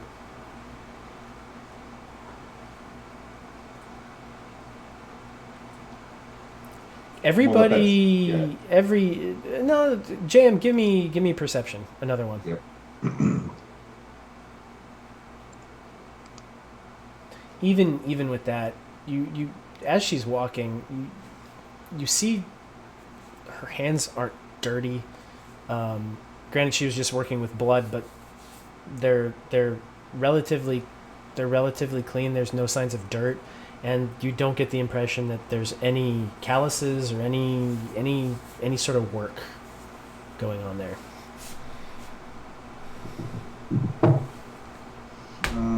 I would kind of saddle up next to Olsel and just kind of like hold up my hands. By the way, what's your marching order right now? She's kind of up front. I would also be next. Yeah, and I would be now next to Osul. Okay. I'll be behind Osel. And how far behind her do you guys want to be? Probably, I'd say 20, 25 feet. Okay. Yeah. Sure. I would say, maybe maybe my hands are too big. Maybe I'm holding the knife wrong. And what was her name again? I'm sorry. Manya. Hey, Manya, can you hold up for 1 second? Oh, yeah. And she stops and kind of waits, turns around and waits for you guys to catch up. So I it guess, would be I like didn't see where it was going. super obviously like showing also my hands and like the calluses and like the dirt under the nails and like the stained skin that just like you see the tan and then you see the dirt and you know that dirt's not ever coming off. And I was thinking, hey, can you show me maybe the best way you're holding that knife for that really tough part? Right around the hind quarter where you pulled the limb off itself. And can you go ahead and hand her that knife again, also? Yeah, I'll pull it out and hand it to her. Oh, and she takes it and she. As she takes it, I want to grab her hand. I want to grab her wrist. That's holding the dagger. Okay. Yeah. Yeah. I'll say you don't even need to roll for it. You're able just to you lock on and she gets real, like that scared. Like, why are you touching me? You shouldn't be touching me. That fear. And I'm just going to look at Ursel and then look at her hands and say, so you tell us you've been out here for a while, huh? I mean, yeah. I go out and back and around, and I spend as little time as I can in the city. I'm going to see if Ursel's picking up on what I'm putting down. Yeah. Yeah, those hands seem a little clean. Too clean, in my opinion. Well, what's wrong with cleanliness? I prefer Well, to be a clean person. if you had been out here as long as our ranger friend here, you'd be pretty dirty and weathered as he is, and you're pretty sparkling, especially for just having been in a grimy, dirty jail cell. I mean, you can choose to be clean. The druids I work with have taught me many plants that I can mix in water, and they create almost like a salve, and you can use it to clean yourself. I do like to stay clean. She's like, would you like some? I've got some here in my pack. I can show it to you. I'm going to lean in real close, and I'm going to. I'd like to use intimidation to say, why don't you tell us more about the druids you keep talking about? Go ahead and roll intimidation. And I think at this time, Yip Yap would be looking at his hands. What a weak intimidation. Come on. With a +5? Oh. 3. Your voice cracked. Why don't you tell us more about the druids? What wrong? Yeah, so she she's scared because you've grabbed her, and have you let her arm go or her wrist go yet? No. So you're still on. Okay. She's like, well, they're if you're a non-threatening person, they'll usually let you into their grove and not let you just wander around lost like a lot of people do. There's a couple of them. See, there's Mayweather. He's the one just to the east of here, and then I think the other grove is maybe 2 days travel to the north, and that's it's Everwinter. That's his grove. I work with both of them, and I forage down here and find things, and I bring them to him. She said, could you please let go of my wrist? It's kind of hurting. I would let go. Okay. You let go. Do I recognize either of the names at all? No. Okay. She said, thank you. That was, I don't know why the cleanliness of my hands is in question. And she starts, and she pulls her pack down, and she starts rummaging through it, and she pulls out like a little, it's like a flask, and puts some out, and she says, here. And I'm sorry, I don't know any of your names, but hold your hands out. No, thanks. No? Okay. You, and she points at you. Also, would you like to clean your hands? I'm all right, thank you, though. Oh, okay. And she takes a little and like puts it on hers and rubs it. And you watch the blood kind of disappear. I'll hold out my hand. You hold out your hand. Yeah. She puts a little on it, and Wow. you rub it together, and it's kind of like it's kind of got like that wintergreeny sort of smell to it, and it's kind of got that like alcohol-y coolness to it. Well, And I'm it's gonna rub my a hands nice out. it's a nice smell. It smells really good, and it feels nice too. And Yeah, your I'm gonna hands say- kind of get a little cleaner. I'm gonna say, oh, so this is really nice. You should try it. I'll take your word for it. Yep. And she looks at you, Jay, and she says, "Are you sure you don't want some?" I'm positive. Okay. Let's continue on. Sure. She puts it back in her pack, and she goes, "Well, is obviously there's something about me you don't trust, but is there anything I can tell you? I mean, I've tried to tell you everything. What else would you like to know about me?" She kind of stops and looks at all of you. I mean, how do you all know each other? Yip and I are part of the same party. We ran across our ranger friend here as we were making a deal with some orcs. You were dealing with orcs? Yep. We our party had rescued 3 young ones from a bad situation, and we were taking them back and ran across a party of orcs, and our ranger friend here happened to be among them, and so we made a deal, and he came with us, and the young orcs went on their way with their own kind. While this is going on, can I do a perception check based on the terrain and stuff like that? Mm-hmm. Do I feel as though she is actually heading in a direction that makes sense? Yes. Okay. Yep. Yep. All of you, based on like, you do have a map. You do know where you're going, and she knows how to get to this city, like, or near this city. So Okay. she's heading in the direction that would make sense. Okay. Yeah. So. Yeah. So so you were dealing with orcs, and you just met him, and you trust him, but you don't trust me. That's We traded for it. you traded some children for him. That's interesting. Well, it's a just pretty good deal when you think about it. strange. You're funny. I still don't understand why you don't trust me, but you took a person that was held by orcs at face value. Okay. Well, Anyhow, I, for one, think you're pretty great. well, thank you. I like you too. What's your name? Thanks. Rolf the Looter. Rolf the Looter. Rolf. I will remember you, Rolf. Yeah. Thank you. I'll remember you too. Well, It's not that we're just careful around these parts. We're unfamiliar and out of character. Oh my God, that's ridiculous. I was just trying to save face now and Yeah. making up some stuff. And I would just be like, I've been wandering for a really long time. When I looked at your hands and I saw how clean they were, that's bothered me quite a bit. For somebody who's been out by themselves for a really long time, just doesn't add up. But let's continue moving. Okay.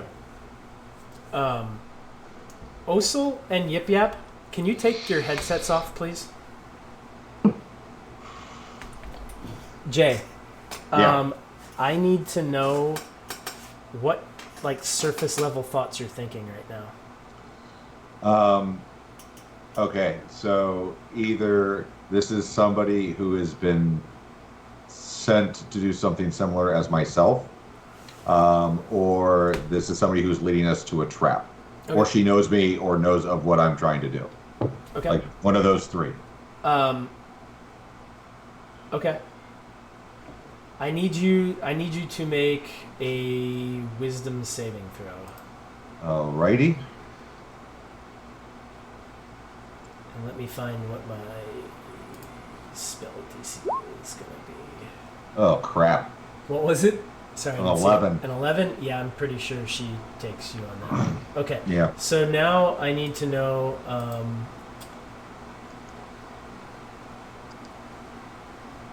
Yeah. So right now I'd like to know, like, what your thought process is about why you're with these two, and also like where you are emotionally, and something that you're worried about. Thought process of why I'm with these two is to continue to find out more about the shinies, Okay. and who they are and ultimately where they're trying to go. Like if there's a person. What was the second one? Like where you are emotionally right now. Emotionally, I would say distant. Okay. I'm here for the job. Sure. You know, if one of them catches on fire right now, I Right. might try to put them out if it saves me. Sure. And something I'm worried about, I would say the fact that we're getting ready to go see a village and my appearance in general, just the general, you know, I'm going through this wanderlust. How much longer is this going to take? I kind of want to get back to my own. Sure. Okay. So you guys can come back on now.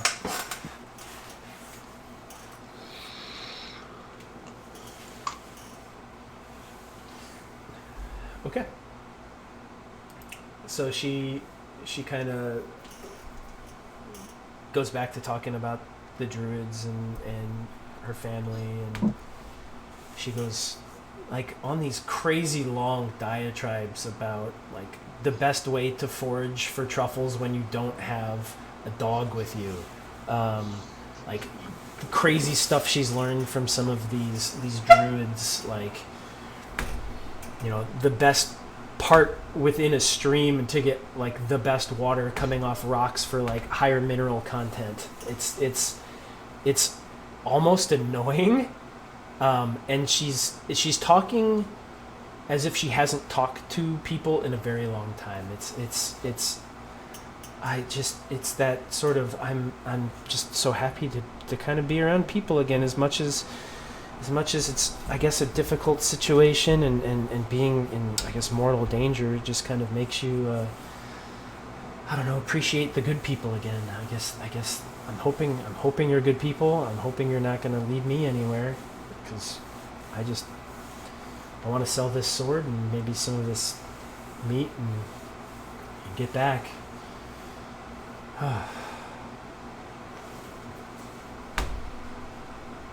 What do you guys? Tell me about you. You guys know a lot about me now. Is Osil, where are you from, and why are you here? Yip Yap, or not Yip Yap?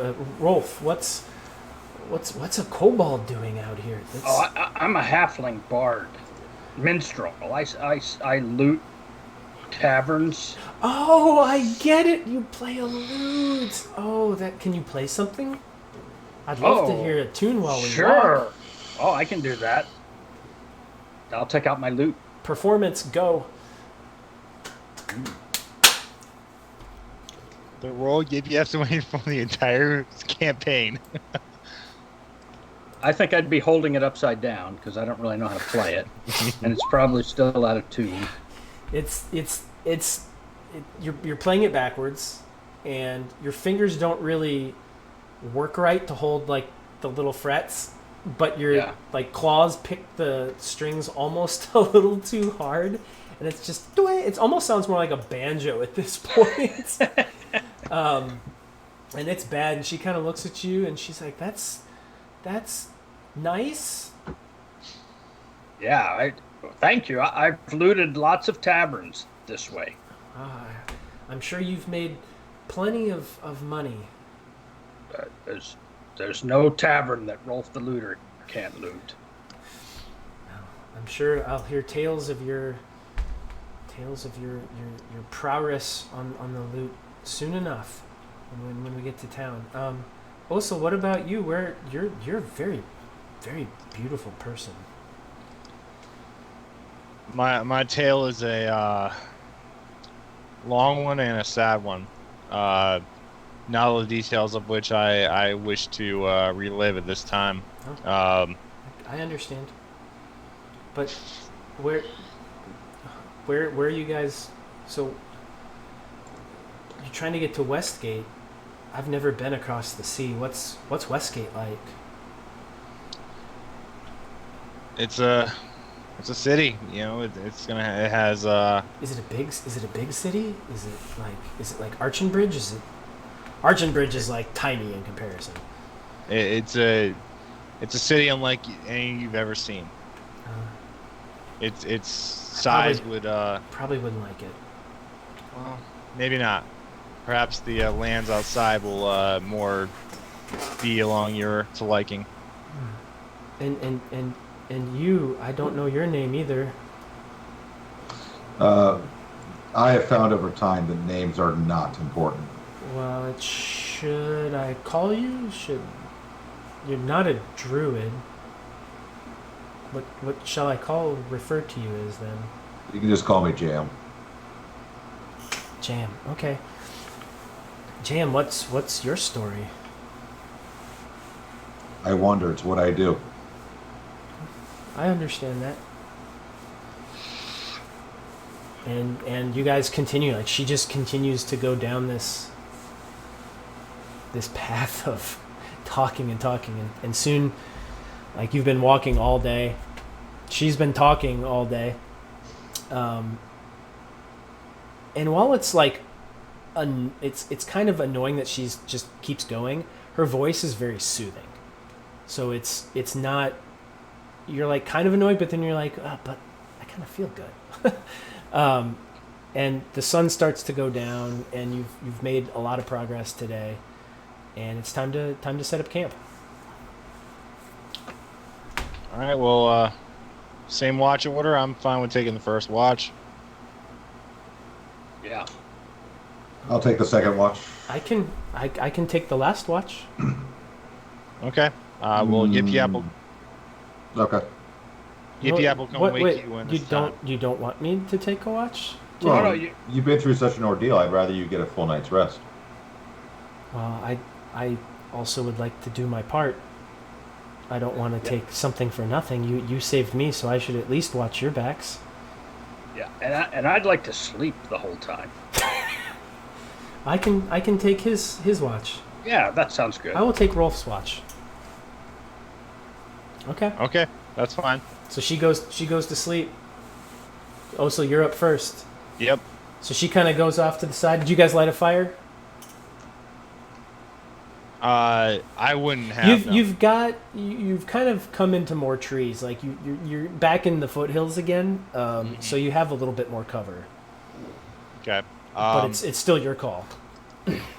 Jan, do you think we should light a fire? Are we safe? Think it's 6 one way, half a dozen another. I think if we light the fire, we run the risk. If we don't light the fire, it means we go another day without some hot food. Well, let's light a fire. I could use some hot food. And she says, "Well, it's not time to sleep yet. Would you like me to cook this elk? Or some that of would it? be great. Yes, absolutely." And she kind of goes together and makeshifts, kind of cuts it up in longer tenderloin style strips and runs a stick through it and kind of sets it up around the fire and starts to cook it, and it's pretty good. As simple as she goes out and she like kind of forages and finds some herbs and some other things you're not quite sure of and kind of sprinkles it on there, and it's, by the time you eat it, it's pretty tasty. It's really good. It's the first actual like hot meal you've had in a couple of days, and it's super tasty. I take it down. I appreciate your skills. Sure, I'm happy to share what I can. Well, I guess we're and like night's kind of starting to come on, and she's like, I'm getting a little tired now, so I guess I will go lay down. And she kind of goes off, not far from you guys, but far enough away that where she feels kind of comfortable. And she just kind of takes her cloak off and pulls it over her and puts her pack under her head, and she goes to sleep. Let's get some rest. I'll make sure we're all right. I would like to recommend, Rolf, if you don't mind, could you take second shift and then wake me and then her up, and I'll take the shift with her. Okay. We've had a couple nights. I trust you guys. I think I've done my best to prove myself to you. I agree. I think that's commendable. Something's still just, it's turning the back of the hairs on the back of my neck up a little bit. That's fine. Well, if you're up next, I'll come get you. All right. So with that, we'll go ahead and end tonight right here. It's a good spot to stop. So everybody, thank you for tuning in, and we will be back next week instead of every other week, as we start to close the doors on this campaign. So Michael, thank you for filling in tonight. That was Yes, thank you. It was very great, man. nice Good of job. you. And Yeah. we'll see what next week holds. We may need you back. I will be here if you need me. So I'm gonna go get a raid ready to go. So thanks for tuning in, everybody, and we will talk to you soon.